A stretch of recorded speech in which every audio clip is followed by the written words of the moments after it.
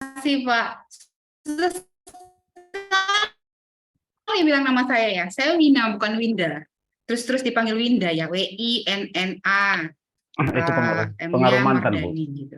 Pengaruh Tadi mantan. kalau agak-agak sulit manggilnya namanya didabelin. Ah, baik, Bapak dan Ibu semua, selamat siang, Horas. Sehat-sehat kita dalam keadaan baik bertemu di hari terakhir.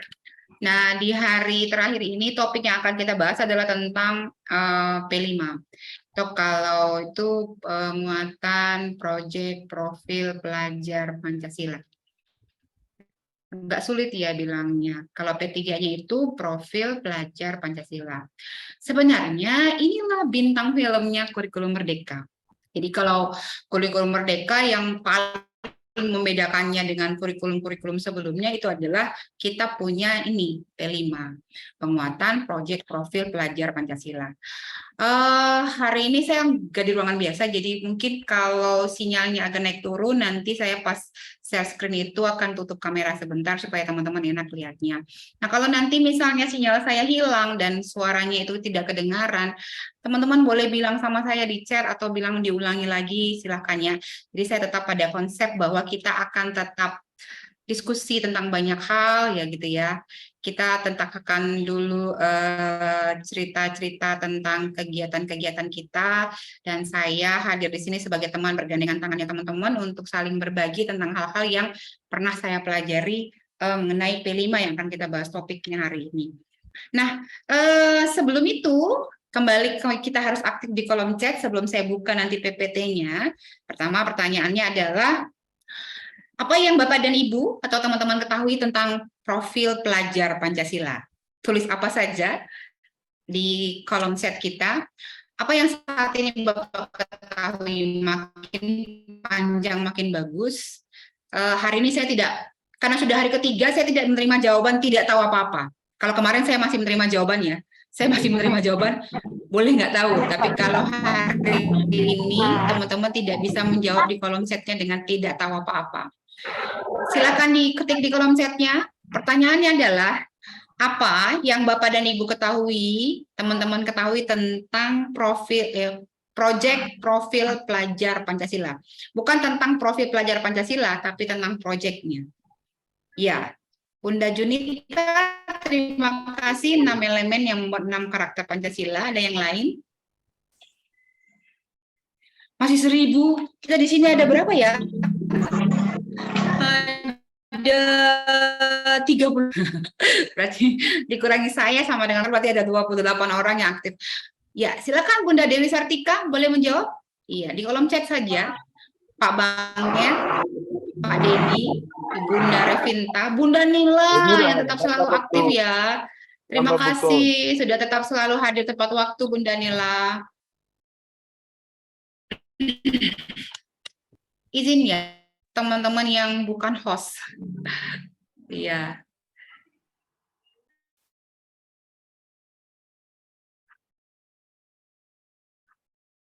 Karena kedengaran suaranya jadi kedengaran ada suara kereta gitu ya. Nah, saya tetap berharap teman-teman boleh membuka kameranya, tapi tetap aktif di kolom chat. Saya sudah masuk beberapa teman. Ini ada selain Bunda Junita, sudah masuk Bunda ini, Bapak atau Bunda ya, Pak Simarmata, Tomorus Simarmata. Nih, Bunda Melpani, tentang karakter Pancasila, murid diharapkan agar memahami dan melaksanakan 6 elemen profil pelajar Pancasila di sekolah. Boleh. Sesuai dengan nilai-nilai Pancasila, Bunda Junita menjawab kemari. Oke. Bunda Tiarma, kegiatan yang menciptakan lingkungan untuk murid dapat memperlihatkan kemandirian. Ini mungkin kolaborasi ya? Kolaborasi, inovasi, kreativitas, kebinekaan, dan keyakinan terhadap Tuhan Yang Maha Esa. Oh, ini Bunda Nila nih ngutip dari apa nih? Dari pedoman nih, beriman, bertakwa kepada Tuhan Yang Maha Esa, mandiri, kreatif, gotong royong, berencana kritis, berkebinekaan global. Kalau ini profil pelajar Pancasila. Mohon maaf, yang saya minta kita diskusi hari ini adalah proyeknya. Proyek profil pelajar Pancasila. Apa yang Bunda-Bunda ketahui tentang proyek profil pelajar Pancasila? Kalau belum, yang didengar-dengar aja. Misalnya sekolahnya ini belum melakukan proyek profil pelajar Pancasila, tapi sudah pernah dengar, oh sekolah lain bikinnya seperti itu. Nah, sudah pernah baca juga atau sudah pernah lihat di YouTube atau di televisi manapun tentang apa sih sebenarnya proyek profil pelajar Pancasila ini, gitu ya. Boleh. Saya tunggu jawabannya. Boleh 2 kali menjawab.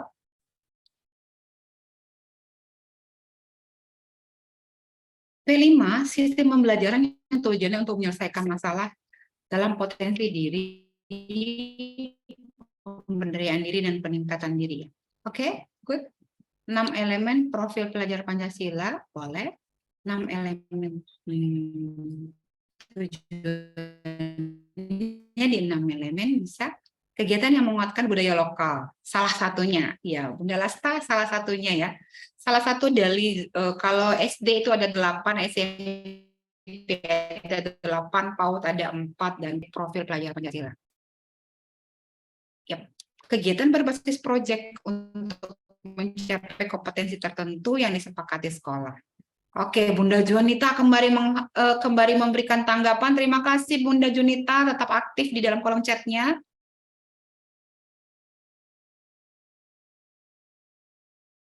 Oke, baik, terima kasih. Kita tutup untuk pertanyaan pertama. Saya admit kembali, ada beberapa teman yang mau masuk. Ya, terima kasih yang masih bergabung.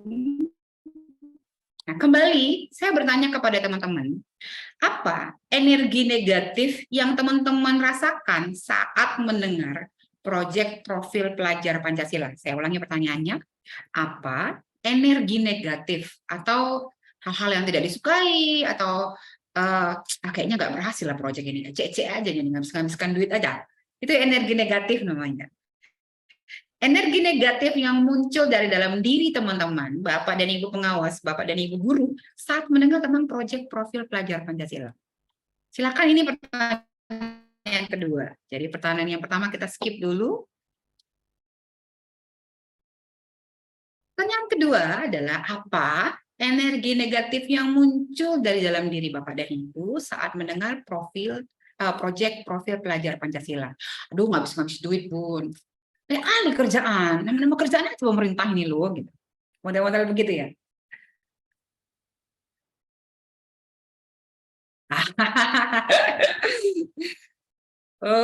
Konsep pertama yang didatangkan dari Bunda Tiarma, kita hasil diskusi hari ini adalah mengatakan bahwa kayaknya nih proyek profil pelajar Pancasila nih butuh dana nih. Nggak tahu mau diambil dari mana, itu ya. Kita mulai diskusi kembali.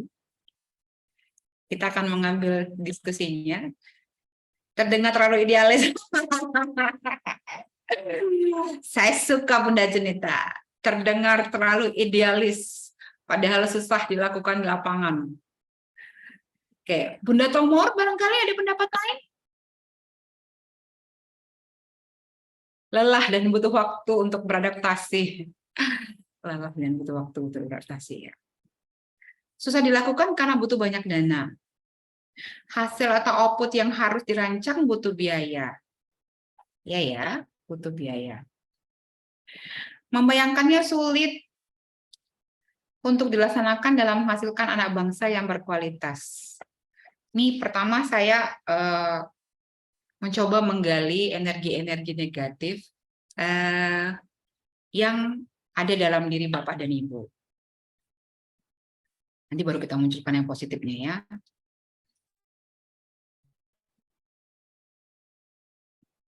Ribet dalam pelaksanaan. Tambah beban atau tugas, udahlah Pak Dedi, satu kan udah cukup. Di atas Pak Bobi rupanya ya, sama-sama Sinaga rupanya. Saya agak-agak bingung antara Pak Dedi dengan Pak Bobi. Jadi kalau Pak Dedi sudah berpendapat, saya pikir Pak Bobi ada lagi. Tapi lebih ganteng saya, Ibu. Terima kasih. Puji Tuhan. Baik. Pak Dedi di hati deh pokoknya. Bukan ya, Pak Bobi tadi tuh ya. Bunda Nila, terima kasih. Tetap akses. Pastinya selalu lebih ekstra dan mengoperasikan. Guru lebih capek. Oke, terima kasih teman-teman. Ternyata kalau energi negatif, saya tengoknya ya daripada pertanyaan pertama dengan pertanyaan kedua. Kalau pertama, saya tidak tahu kenapa. Nah, Untuk menjawab, teman-teman sudah mengatakan bahwa ada energi negatif ini dari dalam diri kita untuk mengembangkan profil pelajar Pancasila. Pertama misalnya biayanya mahal. Yang kedua, itu Bu, susahnya dilakukan tuh Bu. Yang ketiga, ini yang paling saya lihat banyak kali bebannya Bu. Nah, mana pekerjaan kami aja. Yang keempat, banyak kali Bu menggunakan waktu. Nah, atau kami harus belajar lagi Bu, repot gitu. Nah, untuk energi negatif ini apa kekuatan yang Bapak dan Ibu miliki di sekolah ya, di sekolah tidak hanya sendiri, tapi di sekolah ataupun di dinas pendidikan ataupun kekuatan diri sendiri boleh juga, ataupun bersama rekan-rekan yang bisa menghalau energi negatif ini. Misalnya ada Pak Dedi bilang biayanya mahal. Nah, kita bisa memunculkannya dengan apa kekuatan dari dalam kita. Oh, kita bisa meminimalisir biayanya Bun dengan menggunakan kegiatan yang tidak berbiaya. Coba di atas tadi teman-teman jawabnya apa yang energi negatifnya, baru apa kekuatan yang teman-teman miliki untuk melawan energi negatif tadi. Jadi ada yang negatif, tapi kita harus bisa memunculkan dalam diri kita bahwa kita anggapnya bahwa energi negatif itu adalah sebuah tantangan.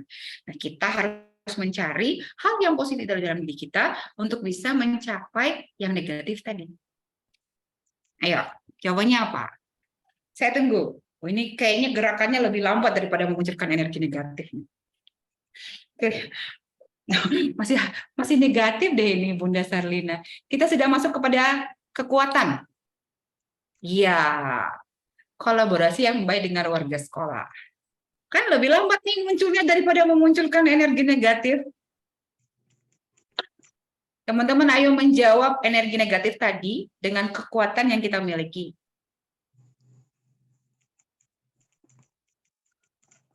Mungkin kalau sudah dijalani pasti akan lebih menyenangkan. Nah, kita bisa tuh ternyata menjawab energi-energi negatif kita dengan pemikiran-pemikiran positif dan teknik-teknik yang selama ini kita miliki karena kita berpengalaman. Apalagi walaupun agak lebih tersendat daripada yang negatif, tapi teman-teman mulai mencari jalan sendiri. Ya Bunda Nila, agak sulit ngetik memang ya kalau pakai kalau pakai PC mungkin lebih gampang, tapi kalau pakai Iya Bun, bukan itu. oh nilai, iya Bunda Nila maksudnya apa ya? Ya IT itu tadi Bun, tapi terketik itu. Oh itu, nggak apa-apa Bun, berarti kurang pengalaman tentang IT. Nah, apa yang harus kita lakukan, kekuatan yang kita miliki dan teman-teman yang ada di sekolah untuk menjawab IT tadi? Apakah memang proyek profil pelajar Pancasila itu butuh IT? Coba kita lihat dulu. Ada nggak teman-teman yang punya jawaban tentang permasalahan Bunda Nila? Boleh di kolom chat kembali.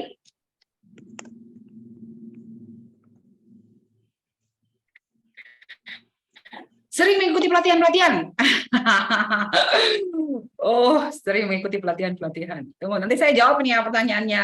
Nah, saya akan jawab pernyataannya Bunda Dewi. Bentar ya, tunggu sebentar. Iya, saya suka nih Bobby. Mas Bobby keren. Memanfaatkan aset dan output tidak harus berupa benda mahal. Benar? Jadi kita tidak harus, sebentar ya, izin ngecek. Saya ngecok begitu.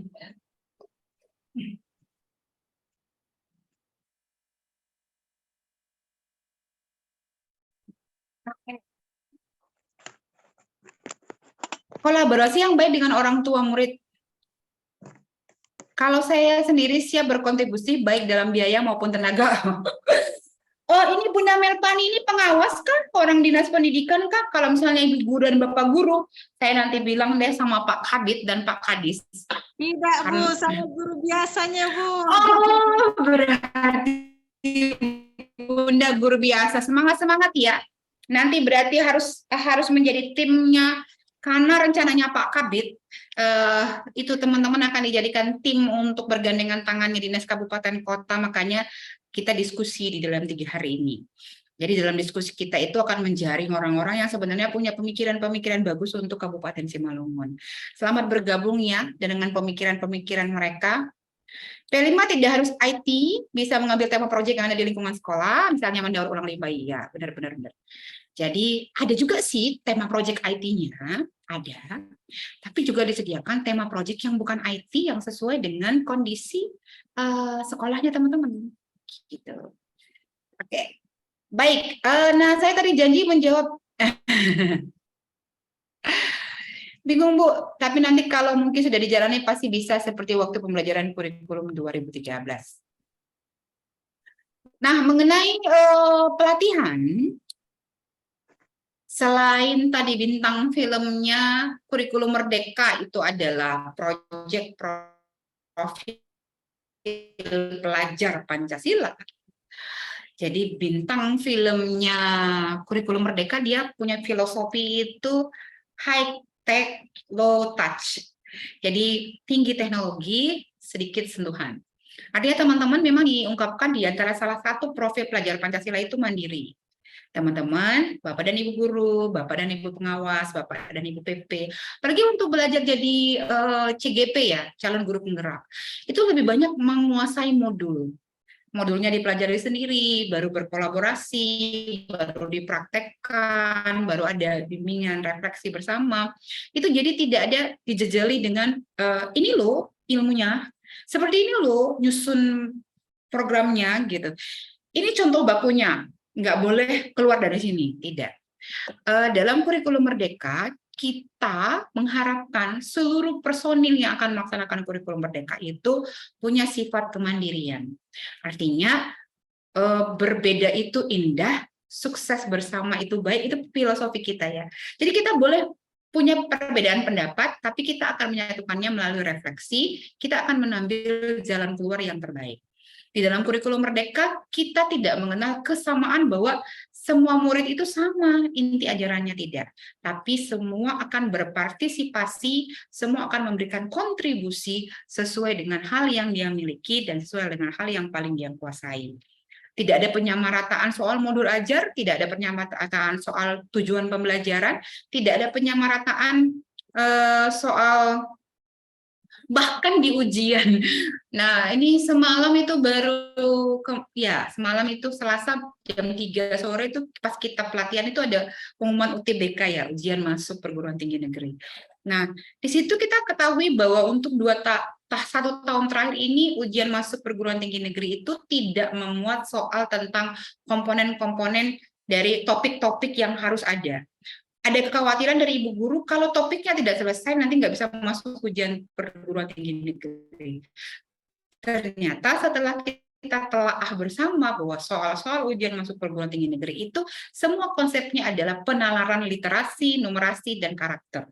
Jadi teman-teman diminta untuk bagaimana bisa menyelesaikan masalah di dalam soal-soal UTBK dan bagaimana kalau ada penalaran tentang suatu konsep atau suatu pemikiran, suatu hal yang berbau tentang ilmu atau informasi terbaru itu yang sedang dikembangkan. Jadi saya menyarankan teman-teman yang saat ini dipercaya oleh Dinas Kabupaten Kota untuk menjadi teman bergandengan tangannya Dinas Kabupaten Simalungun, itu mari mengupgrade diri sendiri. Nah hari ini tuh Simalungun sudah luar biasa untuk membuat sebuah kita tempat berdiskusi di dalam ruangan ini. Nah, maka ini adalah ajang kita untuk saling bertukar pikiran. Saya senang dengan kegiatan kita hari ini dan teman-teman sudah memberikan pendapatnya. Jadi nanti waktu saya kasih sedikit materinya, teman-teman kalau ada yang ingin bertanya silahkan. Nanti saya akan buka sesi untuk pertanyaan juga, tapi teman-teman boleh langsung tulis di kolom chat. Siapa tahu nanti kelupaan gitu ya. Oke. Sudah kelihatan belum? Hari ini di balai sedang banyak kegiatan, jadi sinyalnya itu berbagi-bagi. Oke, sudah ya. Namanya penguatan proyek profil pelajar Pancasila.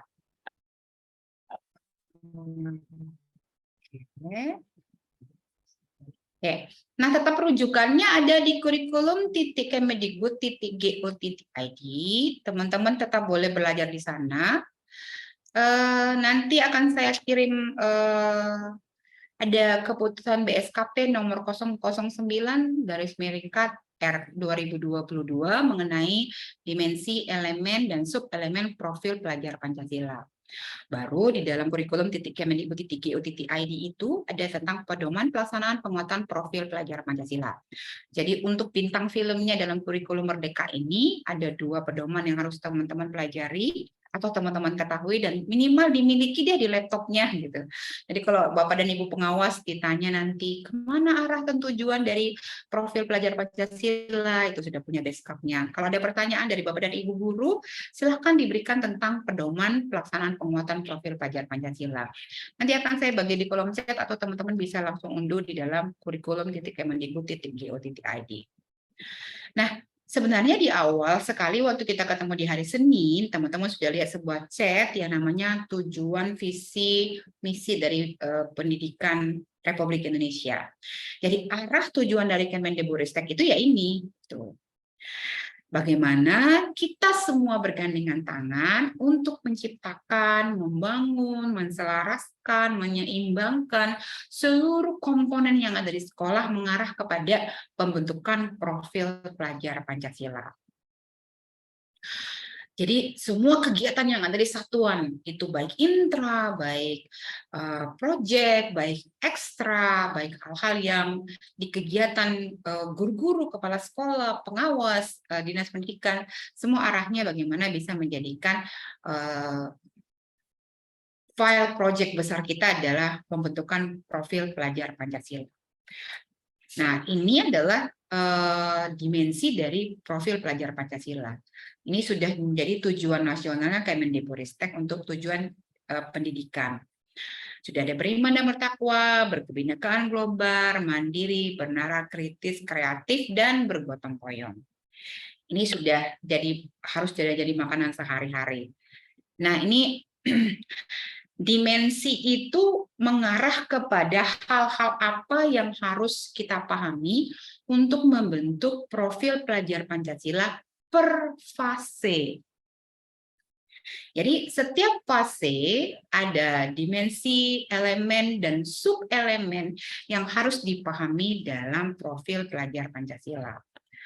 Saya lihatkan pedomannya, jadi kalau teman-teman melihat pedomannya nanti, seperti apa sih dimensi, elemen, dan sub-elemen dari profil pelajar Pancasila yang per fase. Jadi bentuknya itu nanti seperti ini. Bentar ya, izin sebentar saya buka dulu.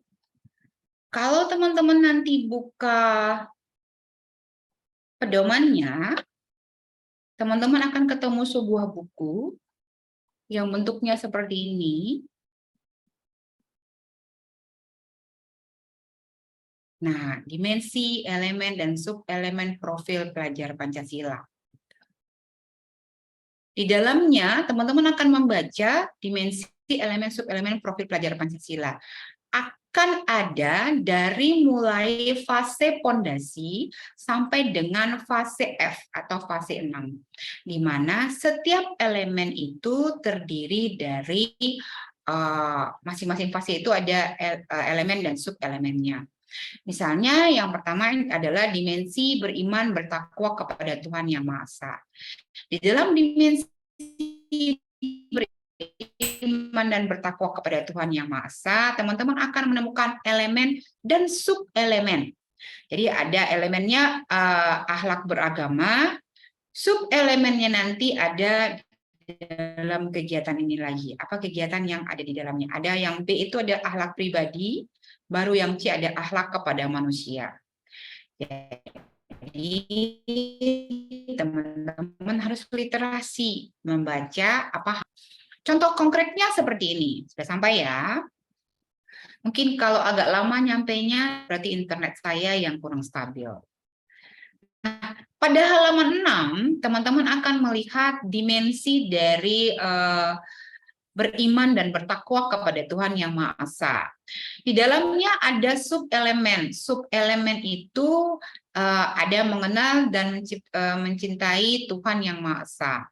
Pada akhir fase PAUD, teman-teman harus menemukan. Yang ditemukan apa? Di akhir fase PAUD, teman-teman harus menemukan mengenal adanya Tuhan Tuhan Yang Maha Esa melalui sifat. Jadi di akhir fase pondasi, anak-anak PAUD itu sudah bisa mengenal adanya Tuhan Yang Maha Esa melalui sifat-sifatnya berdasarkan agama yang dia yakini masing-masing. Baru sampai nanti di akhir fase E, kalau dia kelas 3 SMA, apa yang diyakini dari sub-elemen mengenal dan mencintai Tuhan Yang Maha Esa, itu adalah menurut sifat Tuhan dalam ritual ibadahnya, baik ibadah yang bersifat personal maupun ibadah yang bersifat sosial. Jadi makin tinggi tingkatan fasenya, maka kegiatan yang diminta dari setiap elemen itu akan makin meningkat. Jadi Bapak dan Ibu guru tidak perlu memikirkan lagi masing-masing elemen dan sub-elemen itu setiap fase sudah disusunkan oleh pemerintah, minimal dia bisanya apa, gitu ya. Jadi nggak usah dipikirin lagi. Jadi Bapak dan Ibu tinggal memahami dan membaca bahwa setiap elemen punya kekuatan masing-masing dan setiap fase punya tingkatan yang harus diraih dalam kegiatannya. Jadi itu intinya. Nah, teman-teman akan memahami dari setiap elemen itu ada banyak ya, ada 34 sub-elemen dari 6 dimensi yang diminta oleh profil pelajar Pancasila.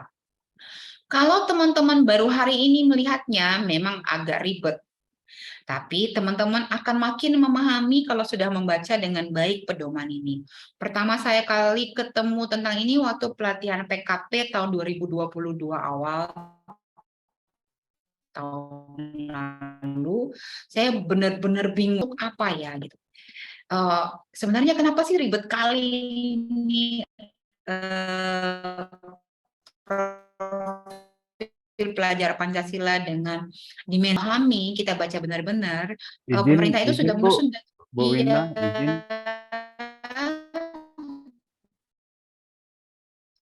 Mungkin Bu, kamera Iya, dimatikan Pak. aja karena Halo. signal ya. Oh. Kamera Iya, dimatikan aja, signalnya kurang. Berarti nggak kelihatan ya yang saya share ya? Bentar ya, saya ulangi Kelihatan lagi boleh? tapi jaringan Suaranya kurang saya bagus. putus-putus ya? Iya, delay. Iya. Sudah bagus sekarang belum? Sudah, Bu. Oke, lumayan. Sudah, Bu. Bagus belum? Oke, sudah. Lumayan. Kalau ini sudah. Iya. Izin kita ulangi dari mana tadi ya? Saya suruh sendiri kayaknya. Enggak, dari elemen. Baik. Elemen TKP. saya. Nah, Jadi, Pak, pertama kali.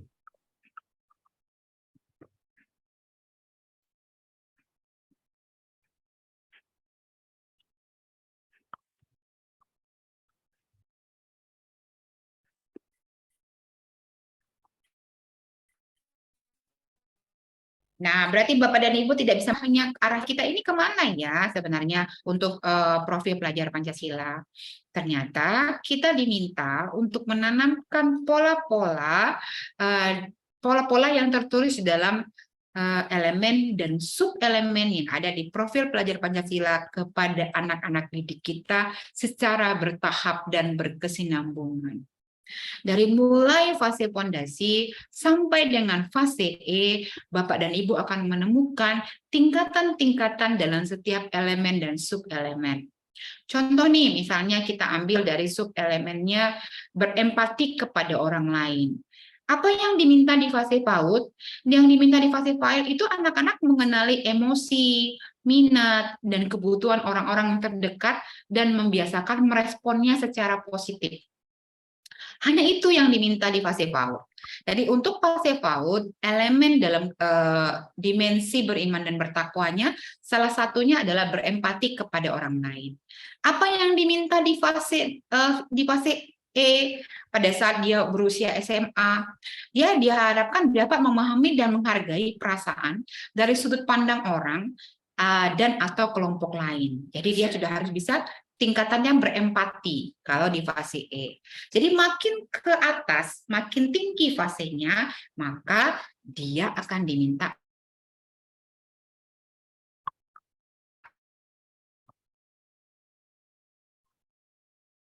untuk semakin memahami orang di sekelilingnya, sub elemen yang lain.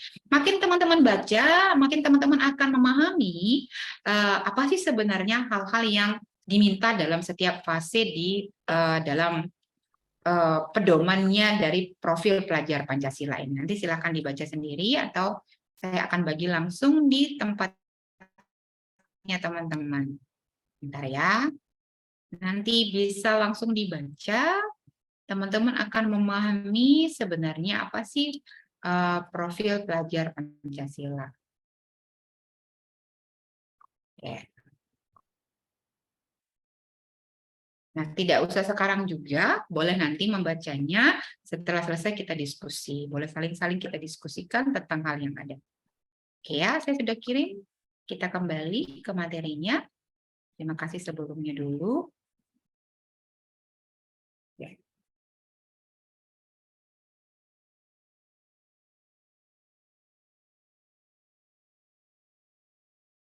Nah, kalau di sekolah seperti apa ya Bun proyek itu berlangsung gitu ya?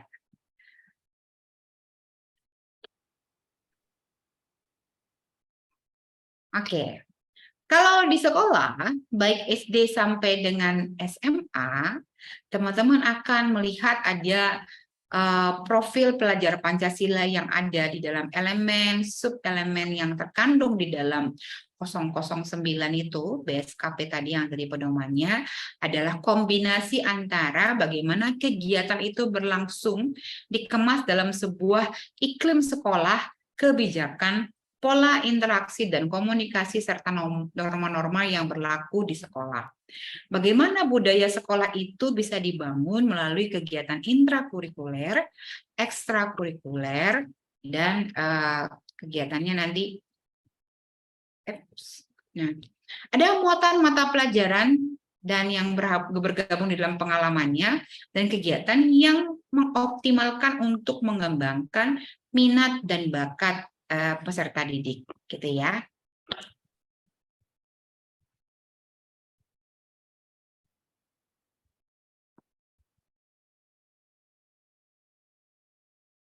Oke, nah, apa mengurangi jam belajar kami di sekolah? Tidak. Jadi, proyek profil pelajar Pancasila itu merupakan bagian dari seluruh komponen kegiatan yang ada di sekolah. Jadi, inti dari proyek profil pelajar Pancasila itu adalah menyelesaikan permasalahan yang ada di dalam lingkungan sekolah, di mana permasalahan itu akan memberikan sebuah pengalaman belajar, dan permasalahan itu juga akan memberikan contoh bagi anak-anak untuk menjawab problema masa depan yang ada. Maka dipilihlah beberapa tema dan beberapa topik yang sangat sesuai dengan konsep pembelajaran, menyelesaikan masalah, dan memberikan pengalaman belajar yang lebih menarik kepada anak-anak di masa yang akan datang. Namun, dikunci bahwa proyek profil pelajar Pancasila ini, seperti tadi ada pendapat Pak Bobi, bahwa sesuai dengan aset, iya benar. Sesuai dengan kemampuan, iya benar. Sesuai dengan konteks lingkungan, iya sangat benar. Jadi, yang menentukan proyek itu siapa? Teman-teman yang ada di sekolah. Pemerintah bisanya apa? Pemerintah itu hanya akan memberikan masukan tentang tema-tema dan garis-garis besar apa yang harus dilakukan. Terutama garis-garis besar tadi adalah bahwa setiap anak harus mencapai dimensinya, elemen dan sub-elemen sesuai dengan fase anak saat itu. Ya. Jadi didesain agar peserta didik dapat melakukan investigasi, memecahkan masalah, dan mengambil keputusan. Nah, bagaimana sih sebenarnya proyek profil pelajar Pancasila itu dibikin? Apakah dia bentuknya gado-gado atau bentuknya jus? Kalau gado-gado teman-teman tahu ya, kita masih bisa memilah antara tempe, berarti ada kelihatan masih ada seladanya. Gado-gado teman-teman tahu ya, kalau di Simanjungun adanya gado-gado yang kayak pecel gitu. Nah, atau kita bentuknya pembelajaran integrasi atau jus. Ya, boleh dijawab di kolom chatnya, teman-teman. Mikirnya proyek profil Pancasila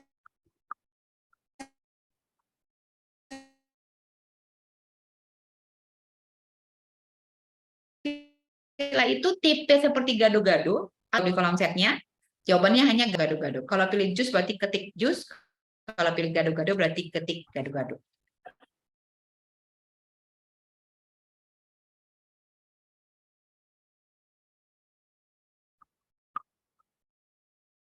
Silakan.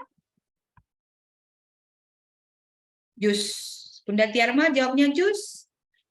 Belum tentu benar juga. Teman-teman masih punya kesempatan untuk menjawab sendiri. Iya. Jus yang lain?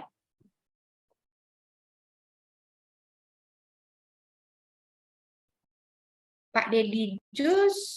Bunda Imelda jus. Ya, berarti sudah paham dong. Apa yang perlu kita diskusikan lagi? Ini tinggal diskusi aja kalau sudah paham. Saya nggak perlu ngajar lama-lama. Capek susah materinya.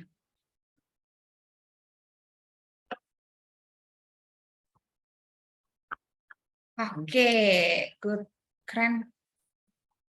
Sudah paham. Oke, baik. Kita lanjutkan. Berarti saya tidak perlu bahas jauh-jauh. Sudah bisa. Tunggu ya. Saya tutup dulu deh. Kayaknya banyak yang terbuka.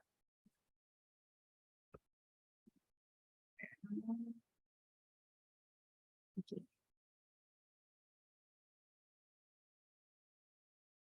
Yap. Konsep yang benar itu jus.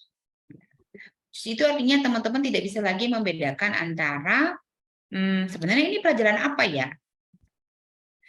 Nah, mungkin teman-teman akan banyak bertanya tentang jam project.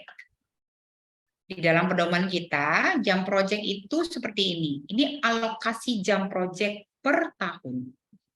Jadi kalau SD kelas 1 sampai kelas 5 itu 252 JP per tahun. SD kelas 6 224 JP per tahun. SMP itu 360, SMP kelas 9 itu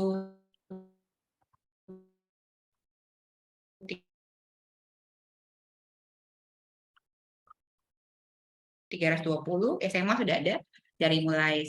Satuan pendidikan diharapkan dapat mengatur jadwal belajar yang membuka ruang untuk kolaborasi mengajar antar pendidik dari mata pelajaran yang berbeda. Mata pelajaran apa saja yang ada akan nanti termasuk di dalam komponen profil pelajar Pancasila? Semua. Semua guru berkewajiban untuk berperan aktif dalam model proyek profil pelajar Pancasila. Tidak hanya harus guru PPKN saja.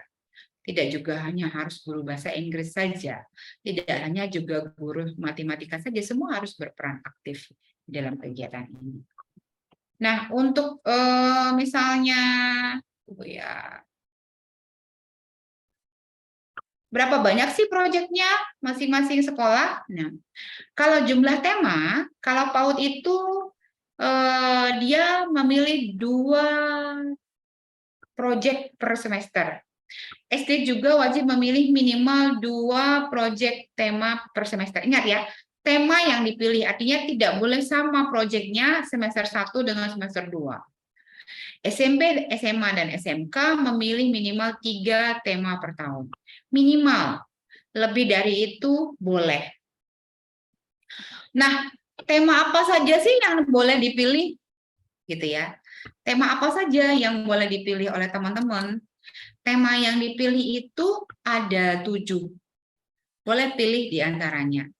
Gaya hidup berkelanjutan, kearifan lokal, kebinekaan tunggal ika, bangunlah jiwa dan raganya, suara demokrasi, merekayasa dan berteknologi untuk membangun negara kesatuan Republik Indonesia, dan kewirausahaan. Teman-teman boleh pilih ini. Tapi teman-teman harus memahami ada tahapan dalam kegiatan proyek. Gimana kebijakan dari sekolah? Sekolah boleh memilih, boleh per minggu, boleh setiap hari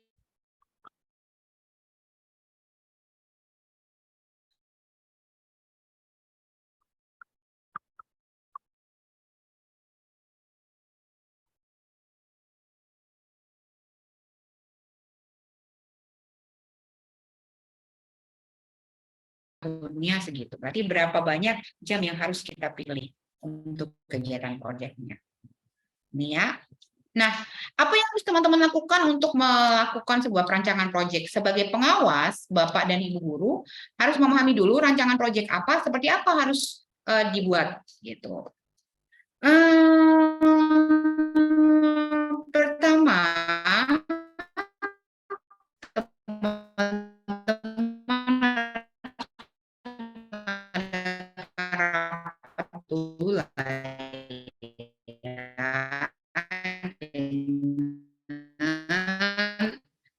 tim pelaksananya.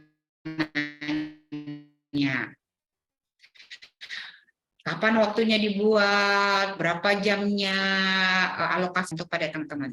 Silakan berdiskusi bersama. Nah, baru dibentuk tim fasilitasi proyek. Tim berarti orang-orang yang terlibat di dalam kegiatan proyek tersebut. Pilih proyek yang akan dipilih. Misalnya, teman-teman berharap kita akan membuat tentang, katakanlah topiknya adalah rekayasa untuk IT. Baru yang ketiga, identifikasi tingkat kesiapan satuan pendidikan. Bapak dan Ibu guru, Bapak dan Ibu kepala sekolah, Bapak dan Ibu pengawas harus memastikan bahwa aset yang dimiliki oleh sekolah dan orang-orang yang akan berkecimpung di dalamnya benar-benar siap untuk melakukan hal tersebut.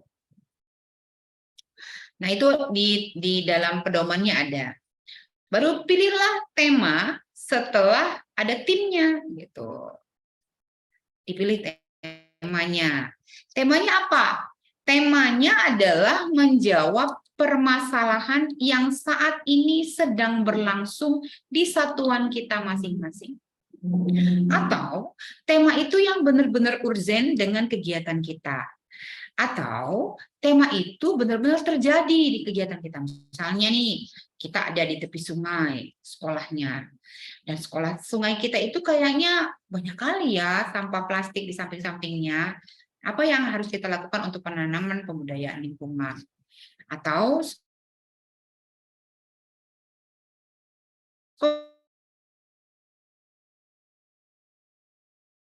kalau kita berada di tengah daerah kawasan industri, contoh ini.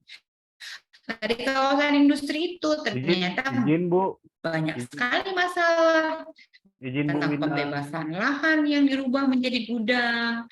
Baru kita akhirnya tidak menemukan. Ya, suaranya putus-putus lagi ya.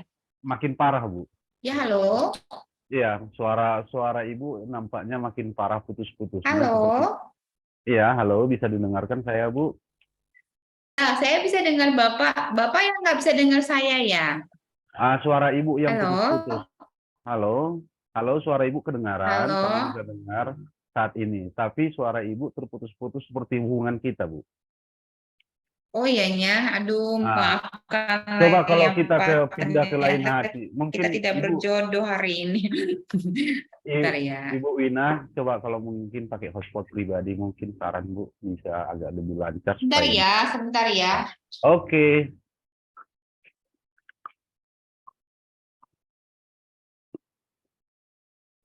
Oke, kalau ini sudah belum? Halo, maaf ya teman-teman, diskusinya jadi terhambat. Oke, Jelas, Bu. sudah Bu. Kalau nanti ada putus-putus lagi, nanti saya kabari Bu ya. Baik, terima kasih. Seperti hubungan kita yang tidak ingin berputus, saya juga tidak ingin berputus. Padahal saya sudah tutup kamera. Saya harus pindah ke hotspot pribadi sepertinya. Sepertinya hari ini Balai tidak mendukung saya untuk bersama dengan teman-teman. Ini sudah kelihatan belum ya? Sudah, Ya, Bu. sudah. Iya, Ya. baik. Sudah, Bu. Terima kasih Bunda-Bunda. Nah, tadi saya ulangi kembali. Teman-teman, pertama kalau ingin bikin proyek profil pelajar Pancasila, kalau teman-teman sebagai Bapak dan Ibu guru dan kepala sekolah, maka Bapak dan Ibu guru wajib melaksanakan yang 6 tahapan ini. Tapi kalau Bapak dan Ibu saat ini berprofesi sebagai pengawas, maka Bapak dan Ibu bisa bertanya kepada kepala sekolah dan guru-guru apakah sudah melaksanakan 6 langkah ini. 6 langkah ini diantaranya, pertama tanya dulu kok datang, gimana proyek profilnya? Sudah direncanakan belum? Nah, itu biasanya direncanakan di awal tahun ajaran atau boleh juga di tengah semesteran. Nah, itu adalah alokasi waktu mereka sudah melakukan riset terlebih dahulu, artinya sudah mengamati keadaan lingkungan dari rancangan alokasi waktu dan dimensi profil pelajar Pancasila yang akan dilakukan. Lihat dari mana itu? Lihat dari permasalahan yang terjadi saat ini di satuan. Nah, baru ada timnya, ada identifikasi kesiapan satuan. Identifikasi kesiapan satuan ini terlihat dari aset ya, aset yang dimiliki satuan, tidak memberatkan siswa juga. Misalnya kalau misalnya harus panen katakanlah harus pentas seni. Nah, satuan punya nggak ya gedung untuk pentas seni? Berarti kalau nggak punya, silakan memanfaatkan yang ada saja. Di lapangan juga bisa, di halaman juga bisa. Misalnya nih contoh ya. Baru pilih tema umumnya, topik spesifik apa yang akan dipilih, dan baru merancang modul proyeknya. Nah, modul proyek itu hampir sama dengan modul ajar, cuman arahnya kalau modul ajar itu adalah menjawab capaian pembelajaran. Ingat ya, semalam kita membahas bahwa untuk kegiatan pembelajaran intra, itu teman-teman akan menjawab capaian pembelajaran. Tapi kalau untuk proyek profil pelajar Pancasila itu, kita harus sampai kepada elemen dimensi profil pelajar Pancasila yang ada di 009, yang ada di pedoman yang saya bagikan di kolom chat teman-teman. Jadi teman-teman harus bisa membedakan kemana arah indra dan kemana arah dari profil pelajar Pancasila.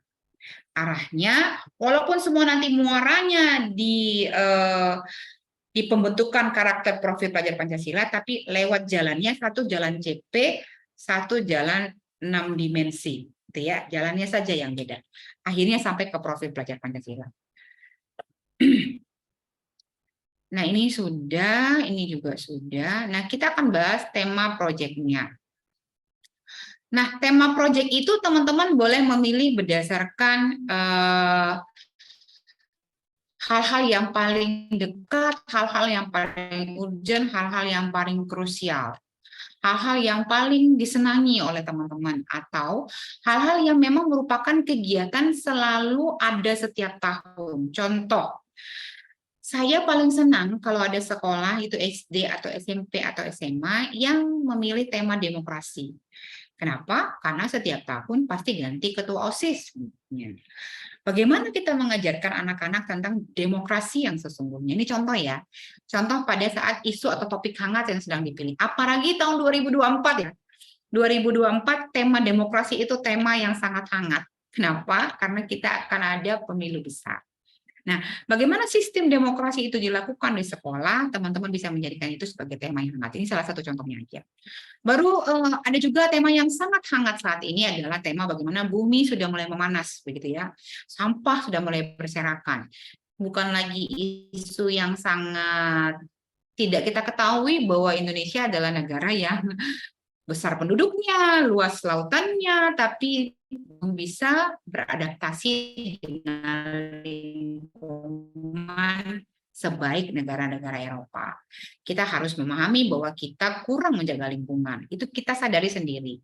Bahwa sampah masih berserakan, kita masih sering menggunakan plastik sebagai bahan sekali pakai yang notabene bahwa plastik, styrofoam, dan sejenisnya itu tidak bisa dihancurkan dan tidak bisa diurai oleh tanah dalam waktu yang singkat. Itu menjadi topik hangat untuk saat ini. Nah, ide dari atau kesempurnaan dari sebuah kurikulum merdeka adalah bagaimana proyek profil pelajar Pancasila itu bisa membentuk siswa kita berubah mindset-nya pada pemikiran-pemikiran yang mengglobal.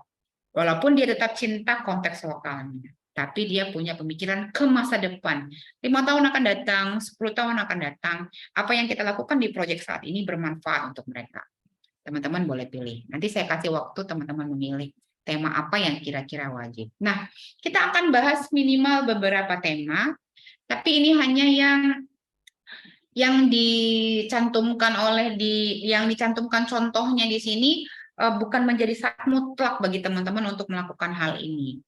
Teman-teman bisa memilih sendiri. Tapi untuk temanya itu sudah ditentukan, hanya bagaimana melakukan tema itu tergantung kepada kepala sekolah, teman-teman pengawas memberikan masukan kepada sekolah, terserah. Ada gaya hidup berkelanjutan. Nah, kita harus bisa memahami bahwa kita hidup di dunia ini bukan milik kita sendiri gitu ya. Artinya ke depannya kita akan membawa dunia ini atau memberikan dunia ini kepada orang-orang, anak-anak cucu kita. Berarti dunia ini diharapkan, bumi ini diharapkan lebih bersih, lebih bagus gitu ya. Nah, bagaimana kita bisa menciptakan hidup ini atau bumi ini menjadi lebih indah ditinggali oleh anak cucu kita? Apakah dengan menanamkan cinta lingkungan, bisa mengatasi krisis pangan, gitu ya, banyak sekali ya. Kita kan, saya orang Batak juga ya, saya tidak makan kalau tidak makan nasi kayaknya. Pokoknya kalau ditanya, udah makan Win? Gitu. Belum, padahal saya baru makan roti loh. Ya. Kenapa? Karena saya belum makan nasi gitu kan. Kayak gitu nggak ya Bunda Nila atau Bunda Rianti? Saya gitu. Sementara gaya berhidup berkelanjutan itu, kita punya potensial untuk bisa mengubah pemikiran-pemikiran anak-anak di samping kita itu bahwa, oh ya karbohidrat itu bagian dari pertumbuhan diri ya. Sebenarnya ada komposisi untuk tubuh kita memerlukan karbohidrat sekian persen gitu. Apa yang harus dilakukan untuk tema seperti itu? Nah, ada banyak ya, saya tidak baca semua, teman-teman boleh baca nanti di dalam pedomannya itu. Kalau kita berkecimpung hanya di sini atau mentok hanya di sini, berarti nanti teman-teman hanya tinggal mendengarkan saya saja, gitu ya. Nah, baru yang kedua, tema yang berikutnya yang akan saya bahas juga adalah tentang kearifan lokal. Nah, kalau kearifan lokal ini berarti mengangkat apa hal-hal yang sangat krusial di Simalungun. Melestarikan budaya-budaya yang mungkin sudah tidak dikenal oleh anak-anak kita lagi, gitu ya. Biasanya tuh kalau di kabupaten kota mungkin adat istiadat masih sangat kental. Dimana kalau ada pernikahan, ada yang kemalangan, atau ada yang misalnya masuk ke rumah baru, ada hal-hal upacara-upacara tertentu yang dilakukan. Kalau di kota mungkin kami sudah agak tergerus karena kesibukan, karena tetangga juga nggak kenal. Nah, misalnya bagaimana sistem masyarakat di Kampung Naga, gitu ya. Seperti apa sih konsep lokal kalau kita mengadakan upacara menamakan anak atau ada kegiatan-kegiatan lain yang berbau tentang konteks lokalnya.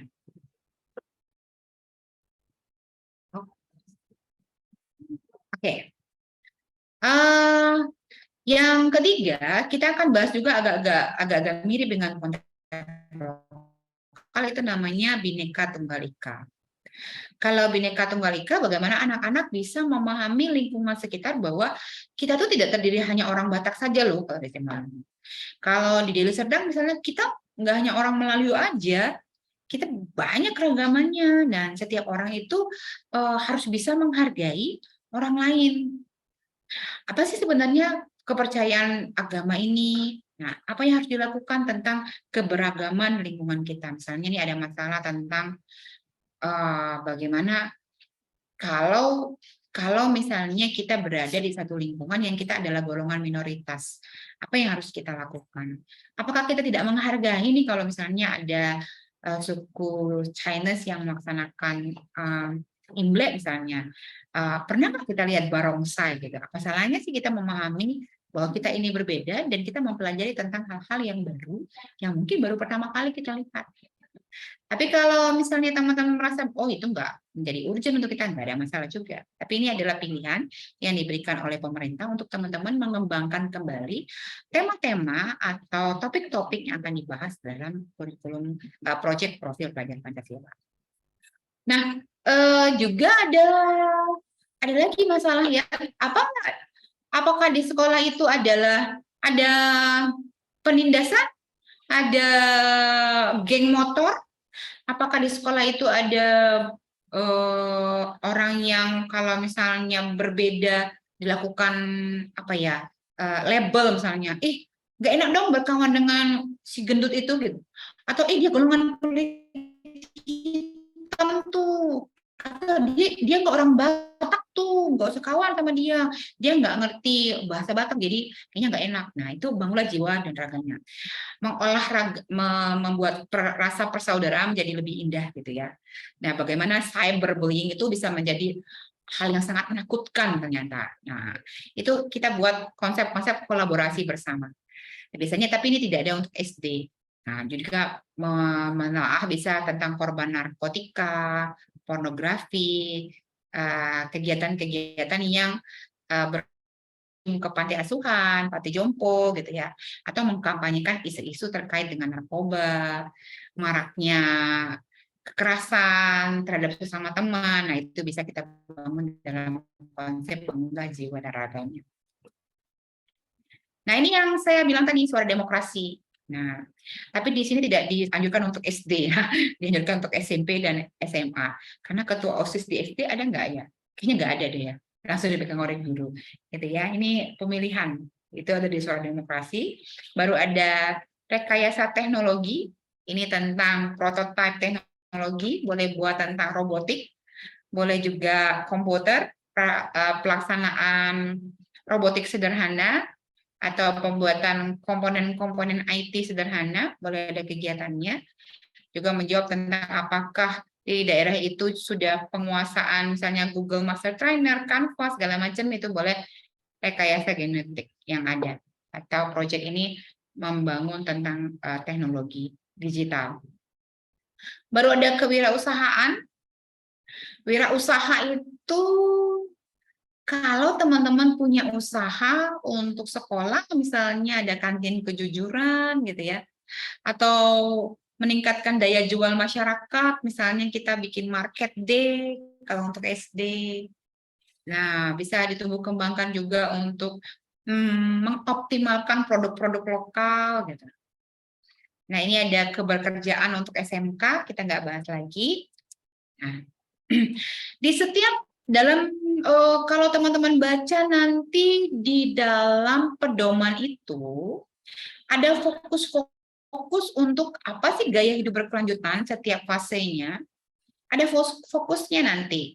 Jadi fokusnya itu ada misalnya untuk SD gaya hidup berkelanjutan itu di fase A, kita bisa melakukan membuat sistem pembuangan dan memilah sampah sederhana di rumah dan di satuan pendidikan, misalnya piket rutin, fokus untuk kebersihan gitu ya. Nah, baru fase B bisa dibuat survei di mana tempat membuang sampah, mulai dilakukan menyayangi alam gitu ya. Nah, ada fase C. Ke fase C kita bisa memfokuskan kepada kampanye sederhana untuk memecahkan isu atau mencegah kebakaran hutan atau banjir. Itu fokusnya ya. Jadi setiap teman-teman nanti membaca pedoman yang saya bagikan tadi, maka teman-teman akan menemukan apa fokus dari setiap fase yang sudah ditentukan oleh pemerintah. Sekali lagi, ini hanya pedoman. Teman-teman tetap menyesuaikannya sesuai dengan kondisi keadaan sekolah masing-masing, tetap menentukan sesuai dengan konteks lokal yang ada di Kabupaten Simalungun, juga tetap harus memperhatikan aset yang ada di satuan tersebut. Tidak memaksakan gitulah ya. Nah, jadi masing-masing nanti ada contohnya. Bukan cuma saya ternyata yang internetnya mati-mati ya. Karena dari tadi teman-teman itu keluar masuk dari Jimit. Dari Jimit, dari Zoom-nya gitu. Oke, fase B, kearifan lokal. Boleh nih. Ada permainan tradisional untuk fase A, fase B tentang dongeng, fase C tentang jalur wisata daerah, fase T tentang akulturasi budaya, fase E atau fase F-nya tentang gelaran seni. Ini ide-ide yang sudah menyusun pedomannya, sudah menyusun sistem dimensi dan fokusnya. Nah, masalahnya Bapak dan Ibu sudah baca belum? Kalau baca aja, Bapak dan Ibu sudah akan oleh kegiatan. saya nggak bahas ini lagi, kita langsung bagaimana sih sebenarnya akan melaksanakan kegiatan perancangan proyek ini. Di awal, di modul proyek, teman-teman itu nanti usahakan memiliki yang pertama itu informasi umum. Ini ya, ada informasi umum sudah ada di layar kita. Yang kedua, komponen-komponen yang harus tertera di dalam kegiatan tersebut. Komponennya apa aja ya? Nah, komponen intinya itu modul proyeknya itu seperti apa, dimensi yang dimintanya seperti apa, baru tujuannya apa, alurnya seperti bagaimana, dan asesmennya, karya atau glossary. Ini contoh modul ajarnya. Baru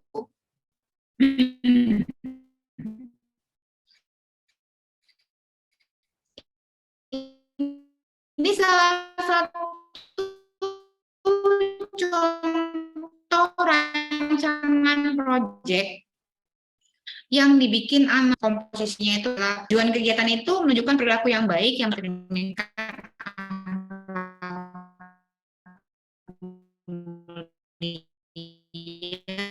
dengan menjaga kebersihan diri. Itu diambil dari sub elemen, dia elemen gitu ya, menjaga kebersihan diri, menjaga kesehatan diri, mengenali dan memahami informasi, mengkomunikasikan pikiran lisan, itu subdimensi.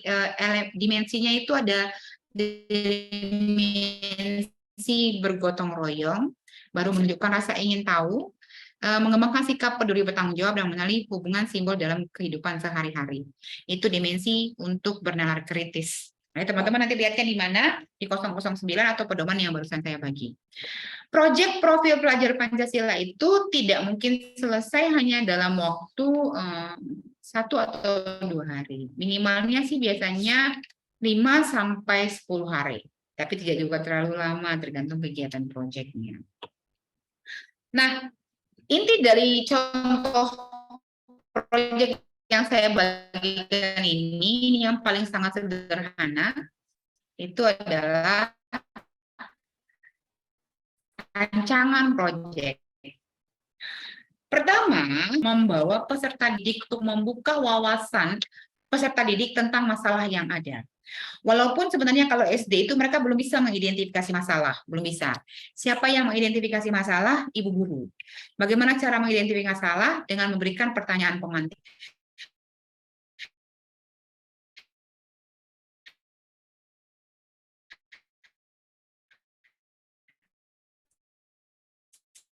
Selama 3 hari ini saya berusaha, kita memulai kegiatan dengan bertanya. Saya tahu bagaimana pemikiran teman-teman, dan dengan satu pertanyaan mudah-mudahan saya bisa memahami.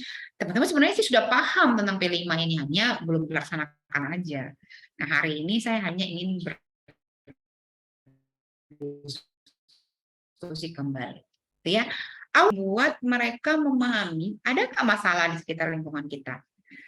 Namun kita kalau di kelas SD nggak mungkin kita berikan kekuasaan penuh kepada anak SD untuk memahami sebuah masalah. Tapi kita menggiringnya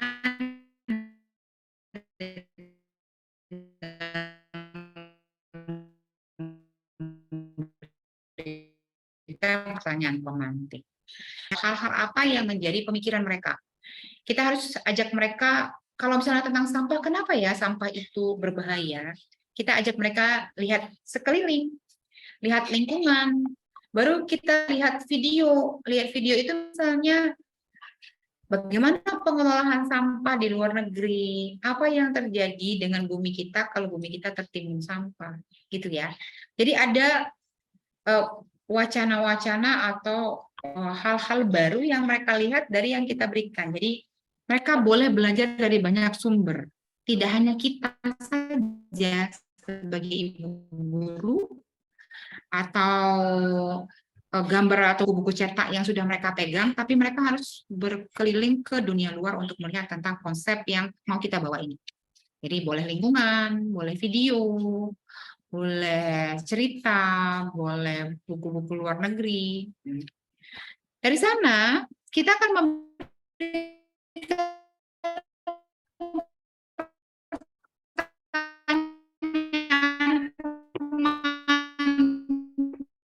Izin Bu, Ibu Wina, izin. Itu pertanyaan-pertanyaan yang akan menggugah mereka. Halo, Ya, halo Bu. halo, Masih ada gelombang ya. dan badai dalam hubungan kita Bu, sehingga suara Ibu masih tetap terputus-putus. Oh iya ya. Saya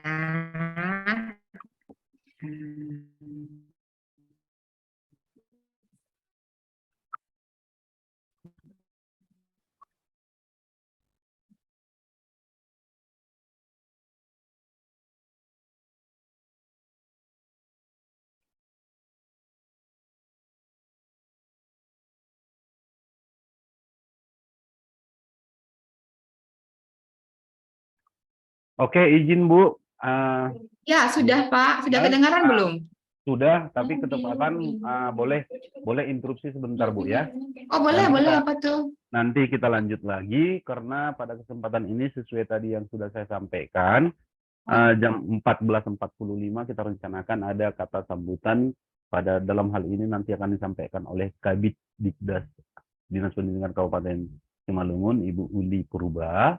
Jadi nanti kita masuk dulu ke sesi itu, baru nanti kita lanjut dengan sesinya Ibu Wina. Boleh gitu, seperti itu Bu ya? Oh, boleh, boleh Pak. Silakan. Oke, kalau demikian halnya saya coba sapa dulu Ibu Uli Purba. Selamat siang Bu, apakah bisa kami melihat wajah Ibu? Assalamualaikum warahmatullahi wabarakatuh. Selamat siang Bapak Ibu Waalaikumsalam. sekalian. Mohon maaf sekali ketidakaktifannya karena rapat di ruangan Pak Kadis. Kebetulan kita dari Ombudsman sedang hadir rapat sehingga nggak bisa diikuti tadi, tetapi staf kita mengikuti kegiatan ini. Gimana Pak selanjutnya? Oke, jadi untuk sesi ini ada acara penutupan yang tentunya adalah arahan dan bimbingan dari Ibu atas nama Dinas Pendidikan ya, dari Kepala Bidang di Pendidikan Dasar seperti itu Bu ya. Jadi semacam arahan baru menutup acara ini, kira-kira seperti itu Bu ya. Oke, boleh Bu, silahkan Bu, waktu dan tempat dipersilahkan. Baik, terima kasih. Berarti ini penutupan ini ya Pak? Ya benar Bu. Baik, terima kasih kepada Bapak Ibu narasumber, para Bapak Ibu peserta yang mengikuti Zoom dan pelatihan kurikulum merdeka pada siang hari ini yang telah terlaksana selama 3 hari. Salam dari Bapak Kepala Dinas, beliau juga berada di room 1 ya. Beliau tadi kami juga sedang di rapat itu. Beliau berharap kita berbagi tugas dan sama-sama tekun sehingga profesional di bidangnya untuk memperbaiki mutu pendidikan di Kabupaten Simalungun, diawali dengan membekali kinerja pengetahuan para Bapak Ibu peserta didik. Nanti ini kemudian akan dilanjut lagi tahap berikutnya, Bapak Ibu yang mengikuti kegiatan ini selama 3 hari menerima materi, nanti akan kami minta kesediaannya nanti untuk lanjut pengimbasan ke peserta yang lain. Kita ketahui begitu banyaknya sekolah yang berada di Kabupaten Simalungun, SD aja 800-an SD, SMP 64, khusus negeri ya, belum swasta. Jadi sehingga ini nanti dengan angkatan ataupun periode berikutnya, harapan kami bisa semua tersampaikan kepada para Bapak Ibu guru yang menjadi tombak ataupun yang menjadi pencetus ya, pencetak lah ya, pencetak anak-anak di masa depan yang cerdas dari Kabupaten Simalungun. Barangkali itu sehingga persepsi kurikulum merdeka, materi yang kita peroleh ini, kita semua sudah memiliki satu pemahaman, satu persepsi yang harus kita sampaikan di sekolah kita masing-masing. Terima kasih kepada Bapak Ibu narasumber, kepada Bapak Ibu guru semua yang tidak bisa saya sebutkan satu persatu. Dapat salam dari Bapak Kepala Dinas. Semangat selalu. Mohon maaf atas ketidakhadiran kami dari dinas tadi tidak bisa full. Sekali lagi mohon maaf. Semangat selalu buat teman-teman, Bapak Ibu, dengan mengucap syukur kepada Tuhan Yang Maha Esa. Alhamdulillah, acara ini kita tutup. Saya tutup dari dinas pada pukul 15.18 WIB. Alhamdulillahirabbil alamin. Orasma Bata Ganupan. Salam semangat. Salam Horas, semangat. Bu. Terima Horas, kasih. Bu. Bapak. Yes. Dan tadi Bapak Ibu pendengar dan juga moderator yang terhormat, kita sudah mendengarkan bimbingan daripada Ibu Kabid Dikdas, meningkatkan profesional untuk memperbaiki kualitas pendidikan di Kabupaten Simalungun. Itu amanah untuk kita, dan kita tetap semangat untuk melanjutkan materinya. Kepada Ibu Wina yang terhormat, Wina. Izinkan Wina, kalau bukan Win. pasti salah, Wina. Yang terhormat untuk melanjutkan materinya. Waktu dan tempat dipersilahkan. Ya, salam Bunda Uli. Terima kasih untuk hari ini. Ini kalau udah ditutup udah pulang kita ini ya. Pencerahnya Saya mau izin live ya Bapak Ibu. Baik Bunda Uli. Ya, silakan Bu Kabid. Baik Bapak dan Ibu semuanya, kita lanjutkan kembali. Boleh sama-sama kita kecili suaranya ya.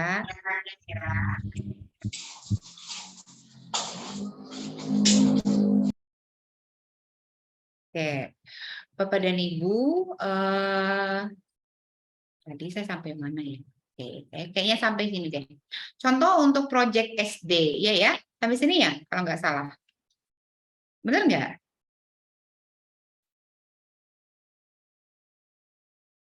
Ya, Iya, benar, ya. Bu. Iya, Bunda Nurmiah ini kan ya? Benar, Bu. Ya. Ini contohnya untuk proyek SD, itu tadi adalah berhubungan tentang lingkungan. Kenapa? Karena ada masalah di sekolah tentang lingkungan. Setelah memberikan wawasan, di hari pertama itu membuka wawasan.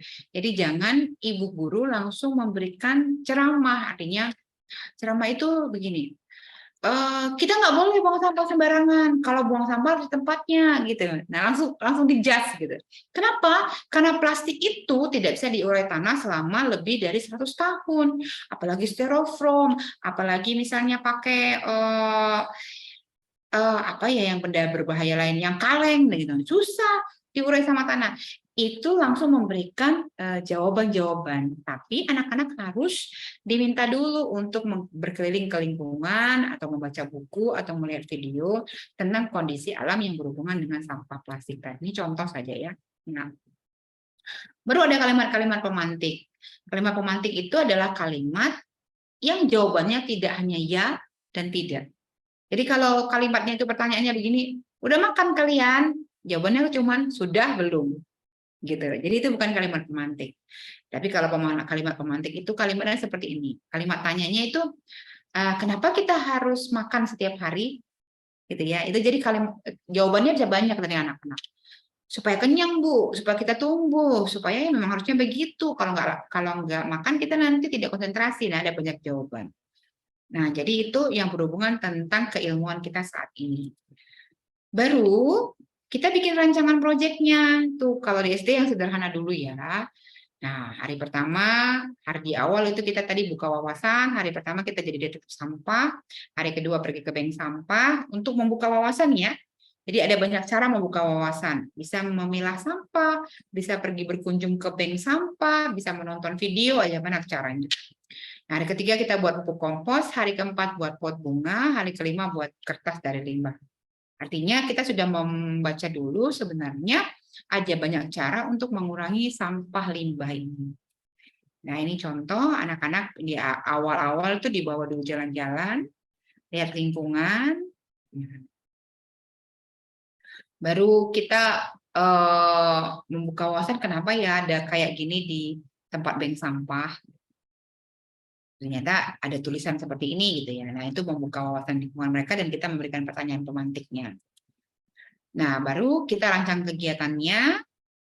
Baru kemudian hari pertama, nah mereka sudah mulai belajar untuk memilah sampah. Diajari tentang konsep perbedaan warna sampah. Baru ada pergi ke bank sampah, apa yang dilakukan oleh bank sampah sebenarnya. Ternyata sampah itu bisa menghasilkan uang. Sampah seperti apa yang bisa menghasilkan uang, kan gitu ya. Nah, baru ada kemudian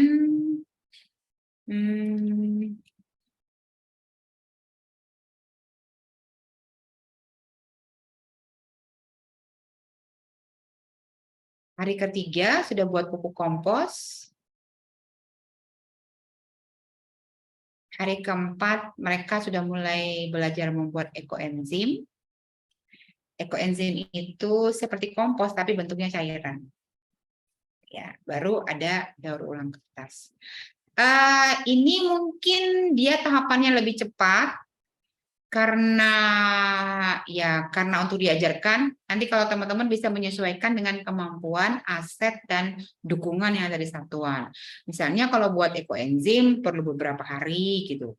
Kalau buat kompos perlu beberapa hari karena ada proses untuk pengumpulan komposnya, ada proses anak-anak untuk membawa dulu sisa-sisa bahan makanannya di rumah. Itu bisa berproses tergantung teman-teman menyusun sebuah konsep kegiatan yang ada di dalam project P5 ini. Ini ternyata kertas itu bisa dijual gitu ya, ada nilai ekonomisnya. Baru ini EcoBrick untuk pemanfaatan limbah plastik, botol plastik bisa jadikan EcoBrick juga, contoh-contohnya aja. Baru ini juga contoh dari EcoBrick yang bisa dijual. Nah, yang ada banyak pertanyaan adalah apakah proyek itu masuk dalam rapot? Ya. Jadi ada di bawah itu nanti ada raport proyek.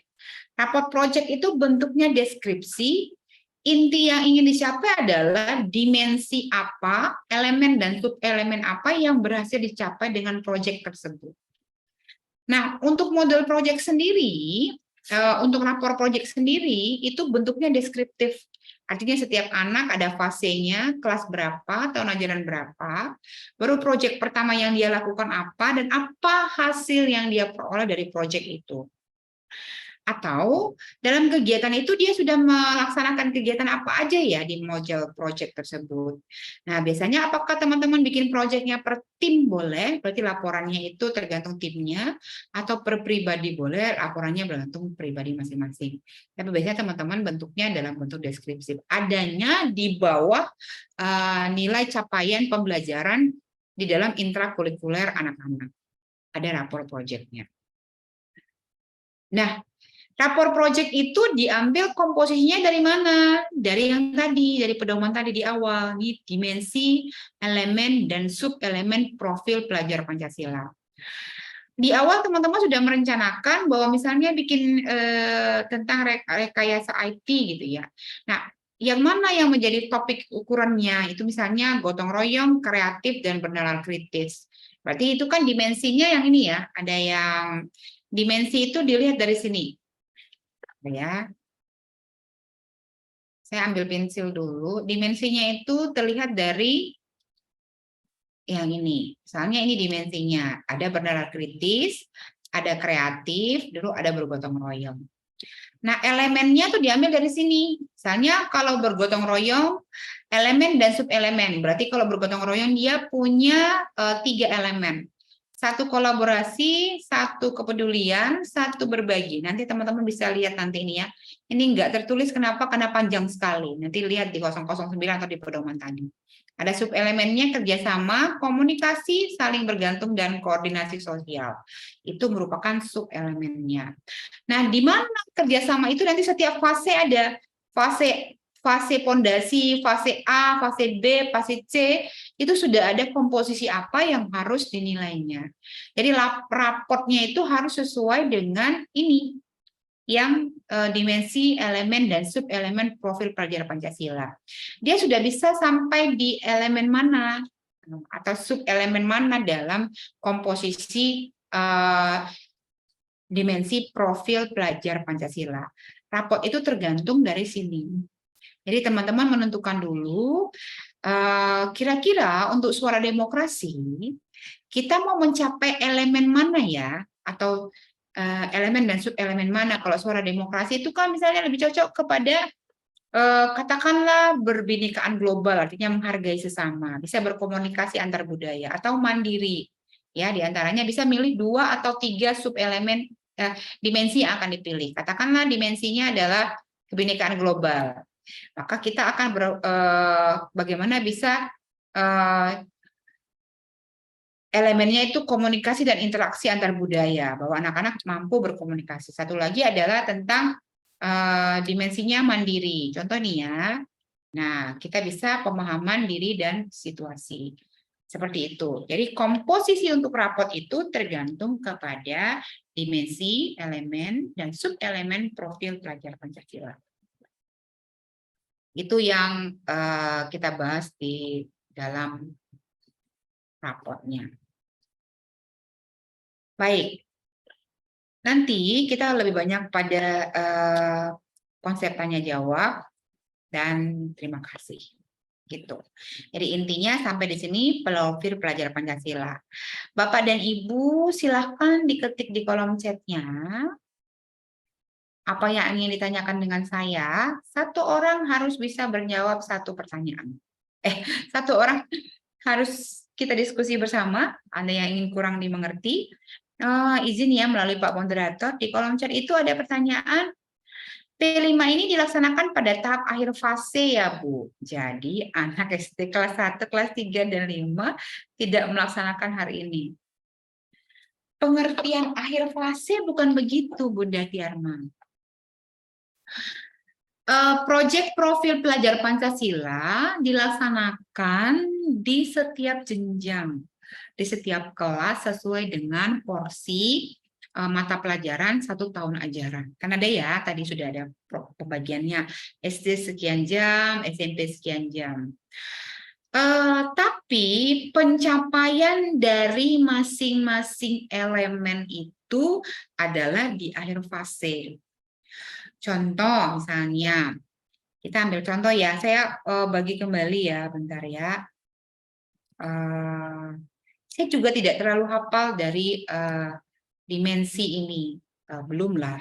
Saya belum menghafal sekali. Kalau dimensinya mungkin saya sudah hafal, tapi sub-elemennya saya tidak 100% hafal. Nah, akhir fase yang dimaksud itu Bunda adalah misalnya kita ada di sini nih. Nah, katakanlah sekolah Bunda adalah SD kelas 1. Sekolah Bunda itu akan melaksanakan profil pelajar Pancasila. Tapi SD kelas 1 itu bukan akhir fase. Apakah dia tidak melakukan profil? Melaksanakan. Tapi untuk capaian misalnya diambilnya adalah dimensinya itu adalah beriman dan bertakwa kepada Tuhan Yang Maha Esa.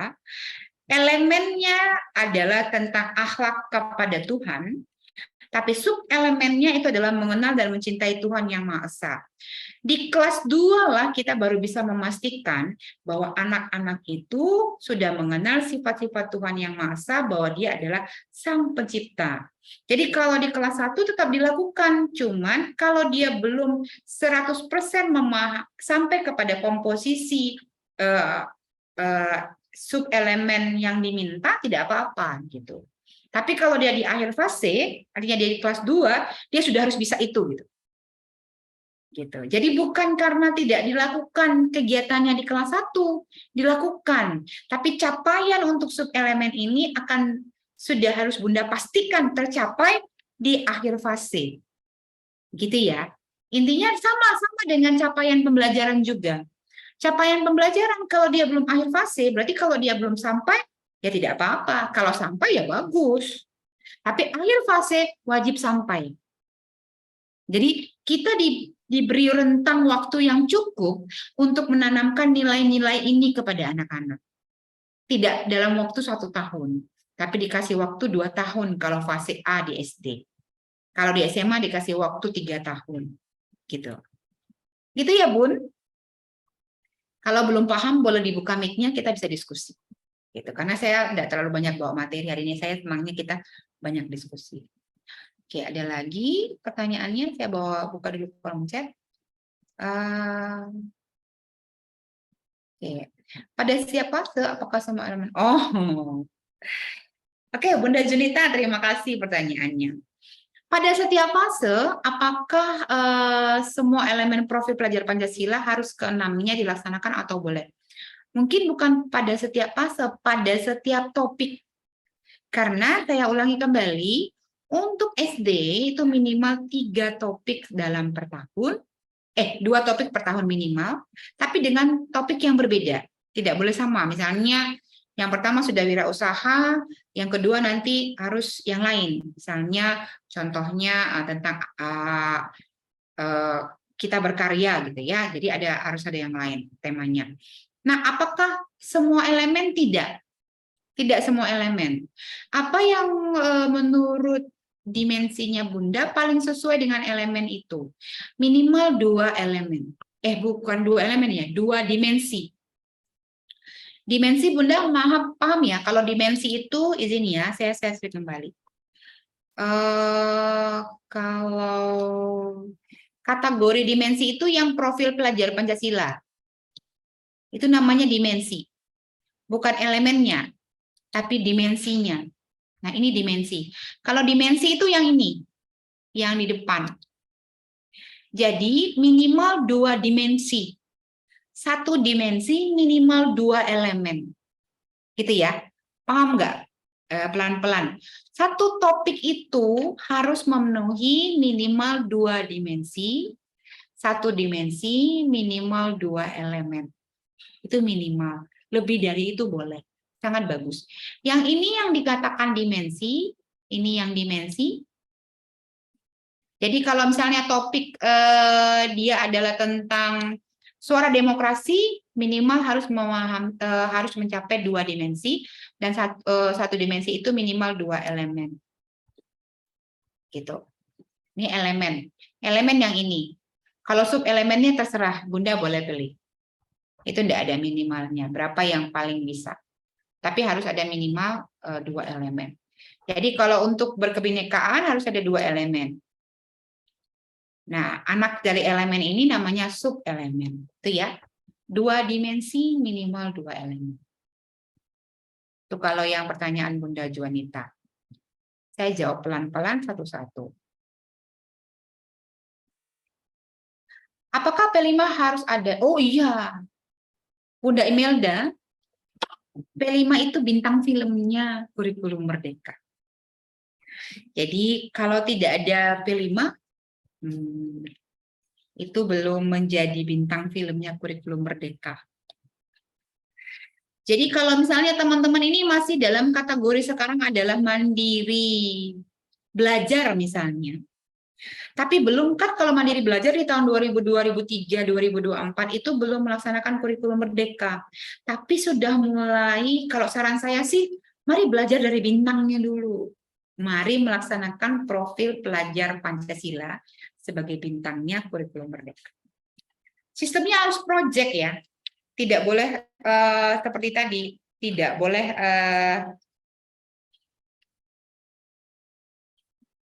sebentar ya, saya ada telepon bentar.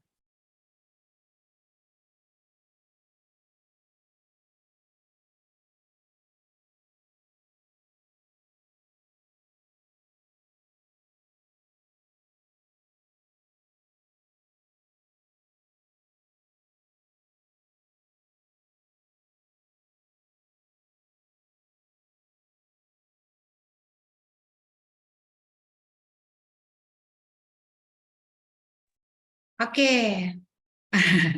Mengapa P5 harus ada dalam Kurikulum Merdeka? Karena dia bintang filmnya.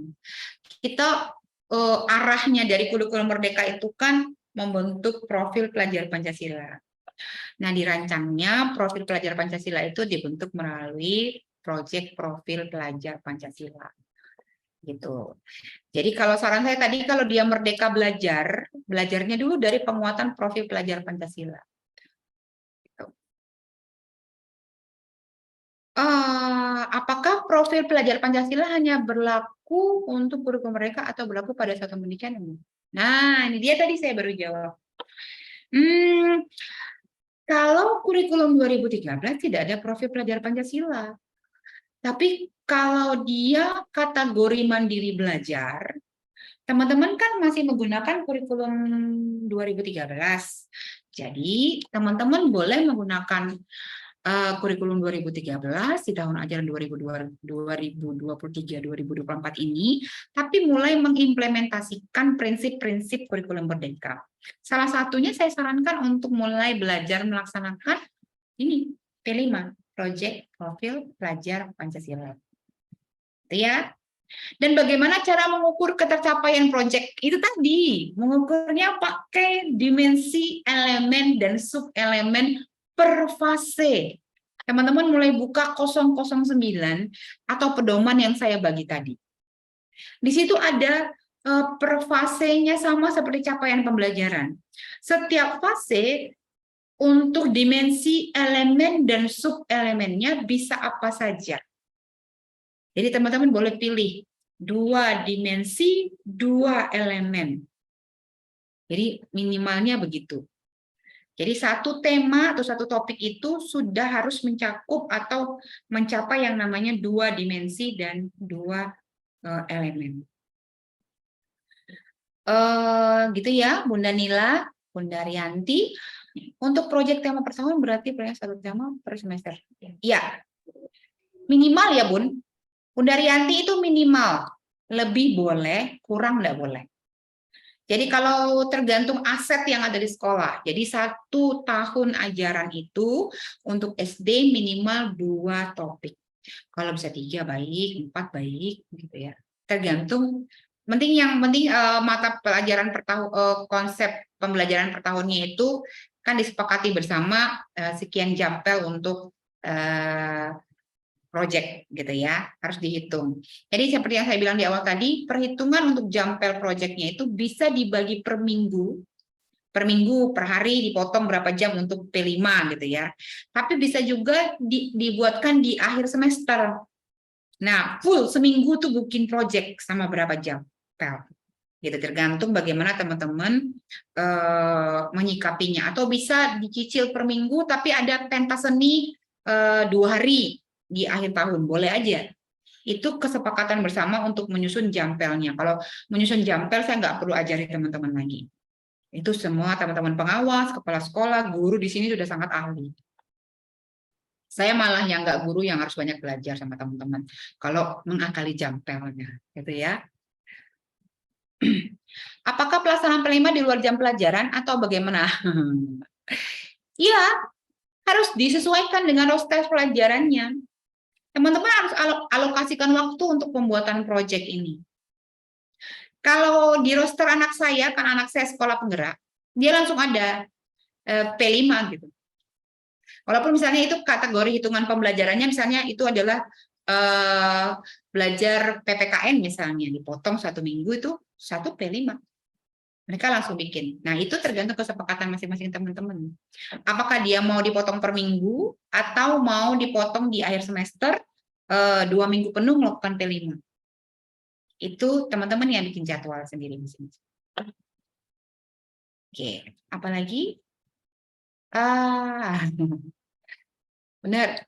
Nah, terhubung dengan yang namanya mahal karya, tidak harus mahal. Saya berkaca kepada beberapa sekolah penggerak binaan saya. Mereka tidak membuat segala sesuatu itu menjadi mahal untuk proyek P5-nya.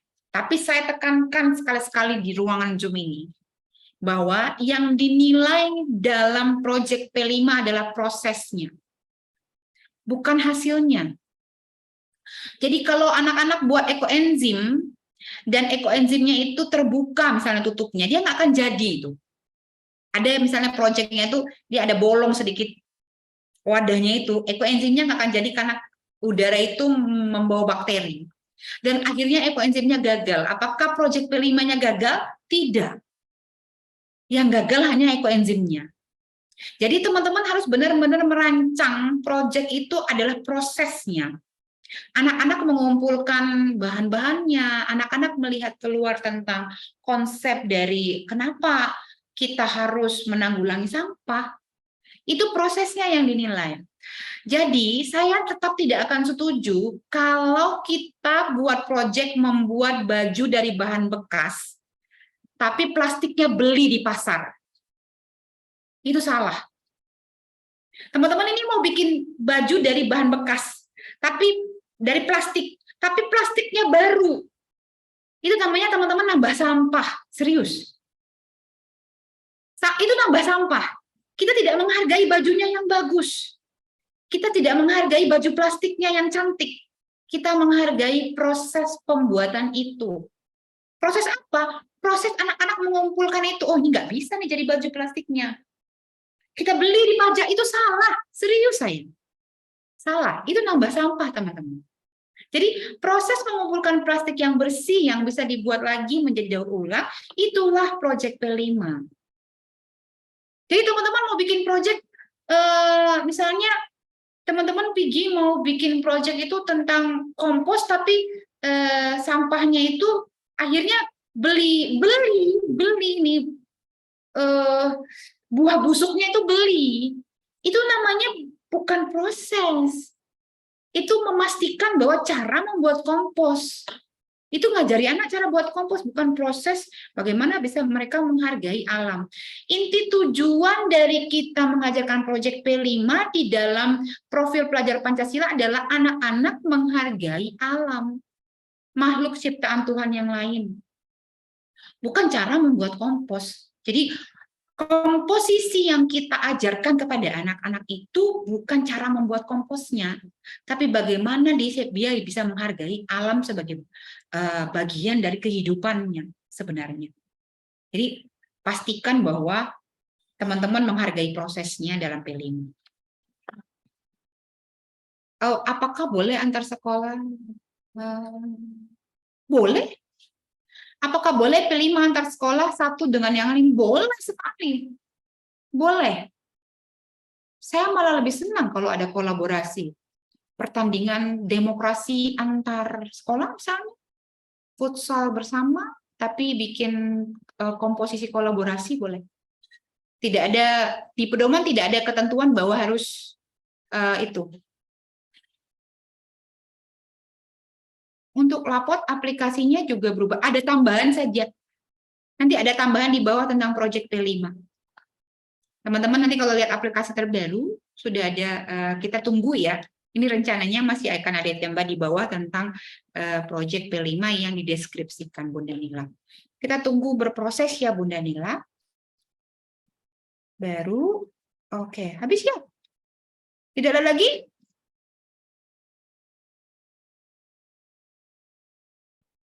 Okay. Nampaknya sudah terang benderang itu, Bu. Iya, nampaknya sudah. Ini berhubung karena proyek ini sebenarnya tidak sulit bagi teman-teman untuk melakukan. Intinya adalah bagaimana menjalin kerjasama antara semua satuan yang ada di sekolah. Jadi semua satuan, semua pemangku kepentingan yang ada di sekolah itu rapat gitu. Yang paling sulit pertama adalah topik apa yang akan kita pilih untuk menjawab permasalahan. Yang kedua, menjaga prosesnya tetap stabil. Mood anak-anak paling susah dijaga ya, apalagi SD. Kalau SMP mungkin mereka sudah lebih memahami apa yang harus dibikin, apalagi mereka sudah bisa browsing, mereka sudah bisa dengan lugas mencari banyak informasi gitu ya. Kalau anak SD kan masih tergantung gurunya, apalagi di fase A, apalagi kalau anak PAUD ya. Itu masih tergantung ibu guru mau bikin apa. Dia kadang-kadang bingung, bilang sama mamanya di rumah, "Ma, aku disuruh bu guru bawa sisa sayur." Gitu. Mamanya bingung, "Ngapain ibu guru mau nyimpan sisa sayur?" Gitu ya. Nah, dia nggak jelasin bahwa, nah kami mau buat ini. Nah, terpaksa harus melalui komunikasi yang baik antara guru dan orang tua. Gitu ya. Iya. Teman-teman boleh buka di platform Merdeka Mengajar, khusus untuk ketik aja proyek profil pelajar Pancasila. Banyak sekali proyeknya di situ. Tidak hanya ekoenzim. Saya pernah baca tentang sebuah sekolah, saya ambilnya dari PMM juga, di sebuah SD, dan di awal SD itu ada gap, gitu ya, ada gap. Ternyata SD itu ada yang sangat kaya, naik mobil, gitu ya, ada yang jalan kaki. Nah, sekolahnya melihat itu ada yang mereka akhirnya buat geng, gitu ya, geng yang high dan geng yang biasa-biasa. Nah, akhirnya guru-guru itu melakukan banyak kegiatan keluar bermain bersama, di mana setiap anak berkumpul kelompoknya berdasarkan kartu yang dia bawa, gitu. Misalnya kalau kartunya warna biru, dia akan berkelompok sama teman-temannya yang warna biru. Kartunya warna merah, dia harus berkelompok dengan teman-temannya yang warna merah. Akhirnya mereka bisa berbau dan buat proyek bersama sesuai dengan warna kartunya. Kalau hijau itu mereka harus melakukan penghijauan, kalau yang merah mereka harus menyayangi binatang. Proyek-proyek yang sangat sederhana,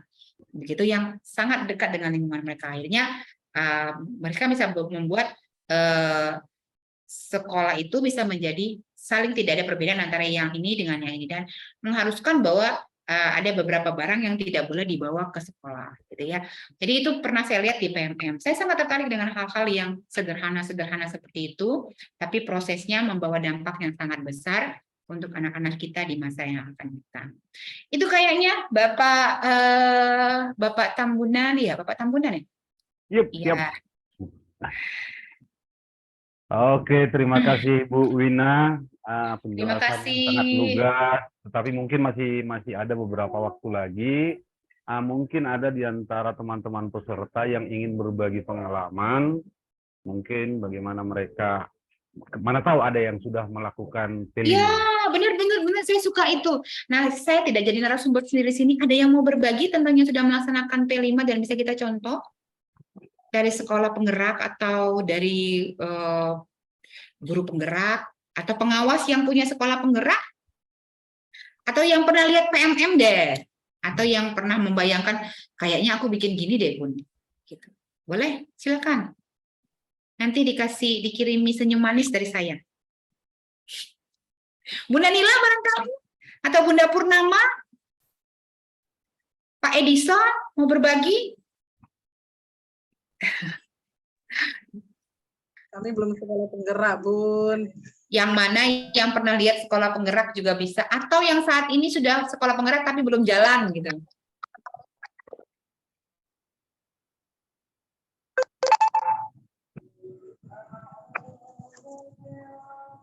Soalnya masih bermain-main di PMM dulu, Bun. Karena untuk modul di PMM belum selesai semua, Bun. Jadi masih di sekitaran itu, gitu.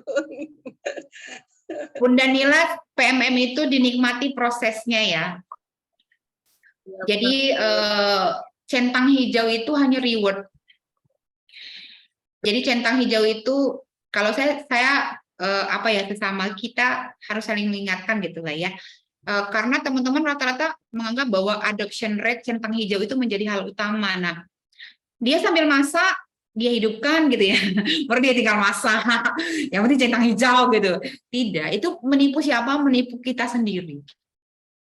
Kita sendiri yang kita tipu. Berarti kan kalau kami di balai taunya, oh adoption rate-nya Simalungun tinggi gitu. Ternyata teman-teman tidak memahami itu. Berarti kan tidak hanya menipu dinas saya di balai, juga menipu diri sendiri bahwa kita nikmati prosesnya juga. Gitu. Saya terus terangnya boleh buka-bukaan ini Pak Tambubolan. Saya untuk perencanaan program untuk SD aja saya ngulang 3 kali loh, nggak lulus. Kenapa? Pertanyaannya susah. Saya harus berulang kali membaca video, melihat video yang ada 2-3 kali modul saya baca dulu. Apa sih yang diminta dalam perencanaan ini gitu. Nah, saya sampai tanya sama teman saya, ini apa jawabannya?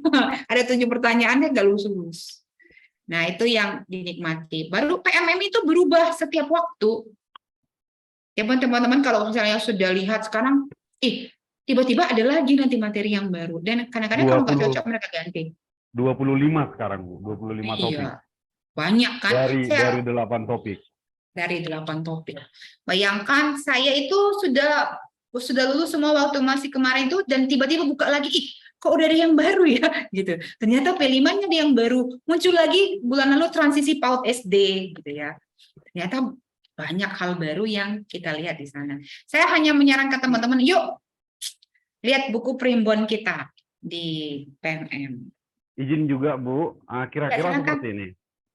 Banyak mungkin di antara kita peserta yang hadir di room ini mungkin juga berasumsi bahwa P5 itu, tadi kita sudah sepakat bahwa itu adalah bintang filmnya, tetapi mungkin masih banyak yang berpikir bahwa itu sah dilakukan kalau kita sudah mandiri berubah. Mungkin seperti itu. Padahal di mandiri belajar juga pastinya kita bisa melakukan P5 Bu ya, seperti itu. Mohon penguatan Bu. Boleh. Jadi kalau mandiri berubah juga bisa melakukan P5 karena itu bintang filmnya. Jadi prinsip-prinsip dalam sekolah penggerak itu bisa dilakukan di dalam mandiri berubah. Apakah dia asesmen diagnostik ataukah dia pembelajaran yang berpusat kepada murid, apalagi kalau teman-teman sudah membuat rancangan P5. Jadi sudah mulai belajar tentang konsep kurikulum merdeka. Walaupun belum 100% menggunakan capaian pembelajaran. Masih menggunakan KI dan KD. Raportnya juga belum menggunakan sistem raport pembelajaran kurikulum merdeka yang deskriptif, masih pakai angka. Fine. Jadi bisa menggunakan prinsip-prinsip yang ada. Itu bintang filmnya, serius. P5 itu bintang film kurikulum merdeka. Jadi kurikulum merdeka tanpa P5 seperti sayur tanpa sayur. sayur bukan sayur namanya, ya kan? Kalau sayur bayam tanpa bayam itu berarti air kan? Jadi kurikulum mereka tanpa P5 nggak ada, jadi nggak ada profilnya. Ya, Bapak dan Ibu, terima kasih banyak. Ada lagi yang ingin kita diskusikan? Nanti Bapak dan Ibu akan tetap bisa diskusi dengan saya di nomor yang sama, dan link yang kemarin itu tentang linknya Simalungun itu materi-materi kita ada di situ semuanya. Masih ada ya? Terima kasih Bu penjelasannya, karena apapun definisinya bahwa melakukan dan juga tetap berjalan sambil belajar itu yang paling esensial Bu ya. Jadi kepada peserta juga mohon izin, link absen sudah saya bagikan, mohon diisi, dan tetap kita semangat bahwa memang melaksanakan kurikulum merdeka ini, ya memang kita harus menjadi pembelajar sepanjang hayat. Pasti kalau misalnya suatu saat, misalnya ketepatan sekolah saya kepala sekolah di SMP Negeri 1 Gersang Sepangan Bolon, saya sudah melakukan P5, tentunya kalau misalnya kita membaca buku, tidak ada buku yang bisa memberikan jawaban yang jelas, yang pasti terhadap apa yang kita hadapi. Tetapi biarkanlah itu berproses, kita lakukan saja, toh nanti jawaban-jawaban itu nanti bisa kita ketemu, kita dapatkan di kemudian atau pada saat pelaksanaan. Jadi seperti itu. Jadi kepada bapak-bapak, ibu-ibu yang ada menjadi peserta di room ini, tetap semangat, tetap berinovasi, dan tetap menjunjung tinggi profesionalisme seperti yang dikatakan oleh Ibu Kabit tadi untuk memperbaiki kualitas pendidikan di Simalungun. Saya kira itu saja ya. Mungkin satu kata dari Ibu Wina untuk closing statement-nya di pertemuan kita ini. Sebentar ya, saya cari link yang untuk materi dulu ya. Bentar. Oke, boleh.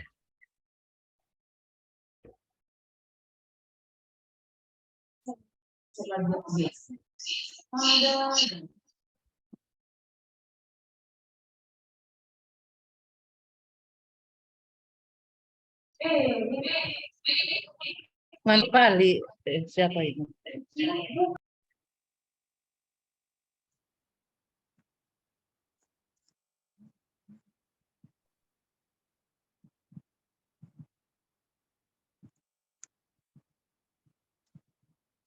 Izin Pak Moderator, bisa saya Silakan, Bu. menyampaikan? Boleh, masih ada waktu kita. Baik, ini kita kan terima kasih ya kepada Ibu Wina atas materi yang 3 hari ini. Kami nikmati bersama, dan akhirnya walaupun bingung, setidaknya kami sudah mengenal ya Bu ya, untuk kedepannya mudah-mudahan lebih baik lagi untuk pemahaman IKM ini. Nah, untuk ke Bapak moderator ya, kebetulan Bapak mewakili dari dinas. Nah, untuk seputaran materi kita yang 3 hari ini kan tentunya belum bisa dikatakan 100% kami bisa menerima gitu ya Pak, khususnya saya sendiri masih banyak bingungnya gitu ya Pak ya. Jadi saya atas nama pribadi menyampaikan Bapak yang mewakili dari dinas untuk kedepannya apakah ada lagi untuk pemantapannya yang langsung gitu, nyatanya langsung. Jadi agar kami lebih memahami lebih mantap lagi dengan implementasi ini Pak. Baik itu aja Pak, terima kasih. Terima kasih Ibu Nila Kusuma. Saya jawab langsung. Saya bukan mewakili dinas, Bu. Saya adalah guru ya di satuan pendidikan saya SMP 1 Parapat. Ya, ketepatan saya adalah guru penggerak angkatan 5 dan saya juga adalah koordinatornya, seperti itu. Jadi terkait materi tadi, nanti akan sudah dibagikan oleh Ibu, dan tentunya juga materi yang 2 hari sebelumnya juga tentu bisa menjawab pertanyaan Ibu, bahwa ada 7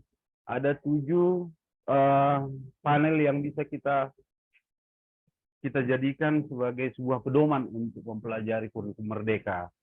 Ada itu PMM, ada itu praktek baik, narasumber praktek baik, dan banyak, ada 7. Jadi seperti itu. Jadi kalau materi yang kita harapkan dari dinas, kalau itu memang niatnya, tentunya akan sulit karena kita hanya minta regulasi dari dinas. Materi ada, seperti yang sudah kita pelajari semalam. Seperti itu Bu Nila ya. Ya baik Pak, terima kasih. Maksud saya itu kan Pak, kalau itu lebih mantap kan Pak. Bapak lihat saya lah Pak. Lihat loh saya, arah TV saya di sini, kamera saya di sebelah kanan. Yang terlihat Pak. Iya, arah TV saya di kiri. Maksudnya kalau langsung Oke, itu kan lebih lihat. Oke, nanti kita akan ketemu Ibu di guru penggerak angkatan 7 ya. Asik. Terima kasih ya Pak. Oke. Kalau bisa menyambungkan ke dinas, bisa langsung pemantapan, langsung ketemu gitu pelaksanaan untuk pelatihannya gitu.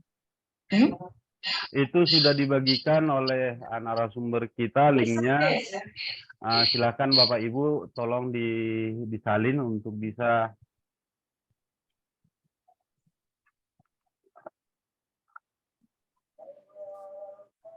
dinikmati berikutnya.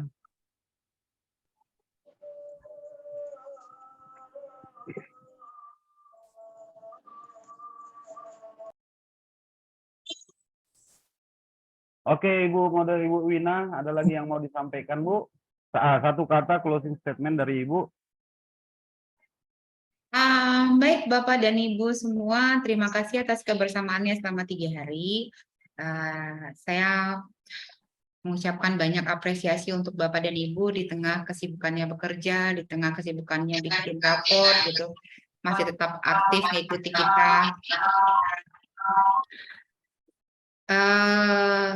Saya hanya berpesan bahwa kita di dalam profil pelajar Pancasila menuntut anak-anak untuk hidup mandiri, berkreatif, harus bisa berdiri di atas kakinya sendiri. Maka Bapak dan Ibu juga harus berlaku hal yang sama. Mari menjadi orang-orang yang kreatif, mandiri, dan saling berkolaborasi dengan sekitarnya. Saya selalu menekankan bahwa sukses sendiri itu B aja, tapi sukses bareng-bareng baru luar biasa. Mari kita sama-sama menyikapi perubahan dengan senyuman, karena yang pasti itu hanya berkat dari Tuhan, selebihnya itu tidak ada yang pasti. Saling berkolaborasi, saling bekerja sama, dan saling menguatkan akan membuat Simalungun menjadi lebih hebat. Horas. Terima kasih Bu Bunda. Horas Wina. Bu Win. Dan khusus kepada Bu Wina dan saya juga atas nama pribadi, saya Horas Desmond semuanya. moderator untuk room Sampai 3. jumpa lagi. Kepada Ibu Ketemu moderator, langsung. apabila ada kata yang salah, mohon dimaafkan, dan juga kepada Sampai jumpa peserta. lagi Bu Win. Apabila ada kata dan sikap yang salah, saya juga mohon dimaafkan. Sampai jumpa dalam aplikasi kita pelaksanaan kurikulum merdeka. Salam dan bahagia, Horas. Horas, Pak. Para semua teman-teman yang saya pamit. Sampai jumpa Bunda Tumor. Saya izin ambil gambar, boleh? Boleh. Senyum dulu ya, saya ambil gambarnya. Senyum manis. Bu Wina, Madani yang cantik. Terima kasih. Izin ya, sebentar ya. Satu kali lagi di halaman kedua. Aku di halaman berapa, Bu? Bapak halaman berapa ya? Kita kayaknya cuma 2 halaman deh. Senyum manis halaman kedua. Bunda Nureni, Bunda Resmiani, Pak Makmur, Pak Supriyadi, Bunda Victori. Baik. Terima kasih. Nanti kalau BBGP ada pelatihan, mudah-mudahan kita ketemu lagi ya. Iya Bu. LK6 Bu, LK6 Bun. LK6 nanti tanggal 24. 24 Bun Ini ya. Pak Lumun ya. Oh, Kan itu Bu, karena bagi rapot Bu. nggak bisa Papa. Aduh, anaknya jadi nggak ditengok loh Bu, ngeri kali. Program karya hasil panen aja Bu.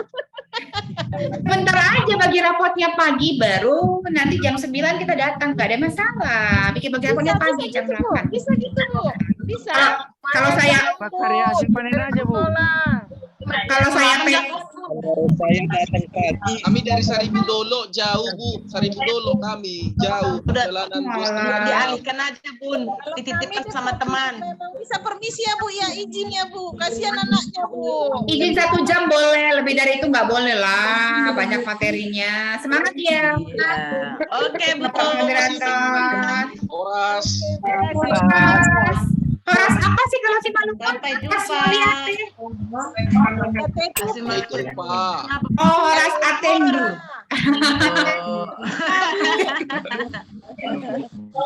Sinaga ya, Bu Wina baru Sinaga ya. Saya Boru Aritonang, Bapak. Kenapa nggak baru Sinaga aja? Enggak. Boru Aritonang ya yang manis-manis. Wih, Dipaksa ngurusin naga. oke, Bu. Terima kasih buat semuanya. Baik, terima kasih izin ya. Tuhan berkati semua. Ya Bu, sehat-sehat kita semua ya Bu. Sehat-sehat. Sehat Bu, dan sehat sampai jumpa lagi. Kok balik nggak bisa jauh. Gimana mau foto apanya coba aku tengok. Macam mana?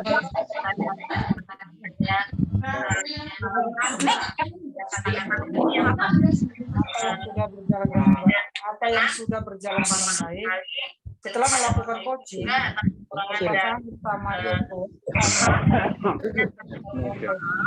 Nah itu malah tutup.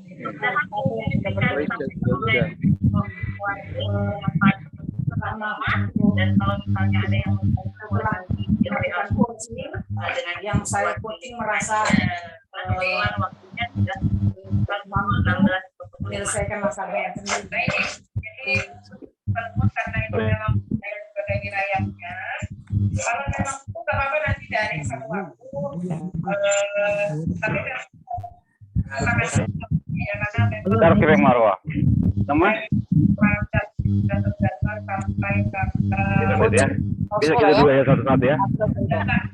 Jadi yang ada malam dapat melakukan itu atau dapat melakukan masalahnya. Ya, mengatasi masalah ya, karena Marwin bagi saya sekalian. Jadi kalau ada malam dari malam, nanti akan gampang kan ya. Pokoknya oke deh, nggak usah bayar.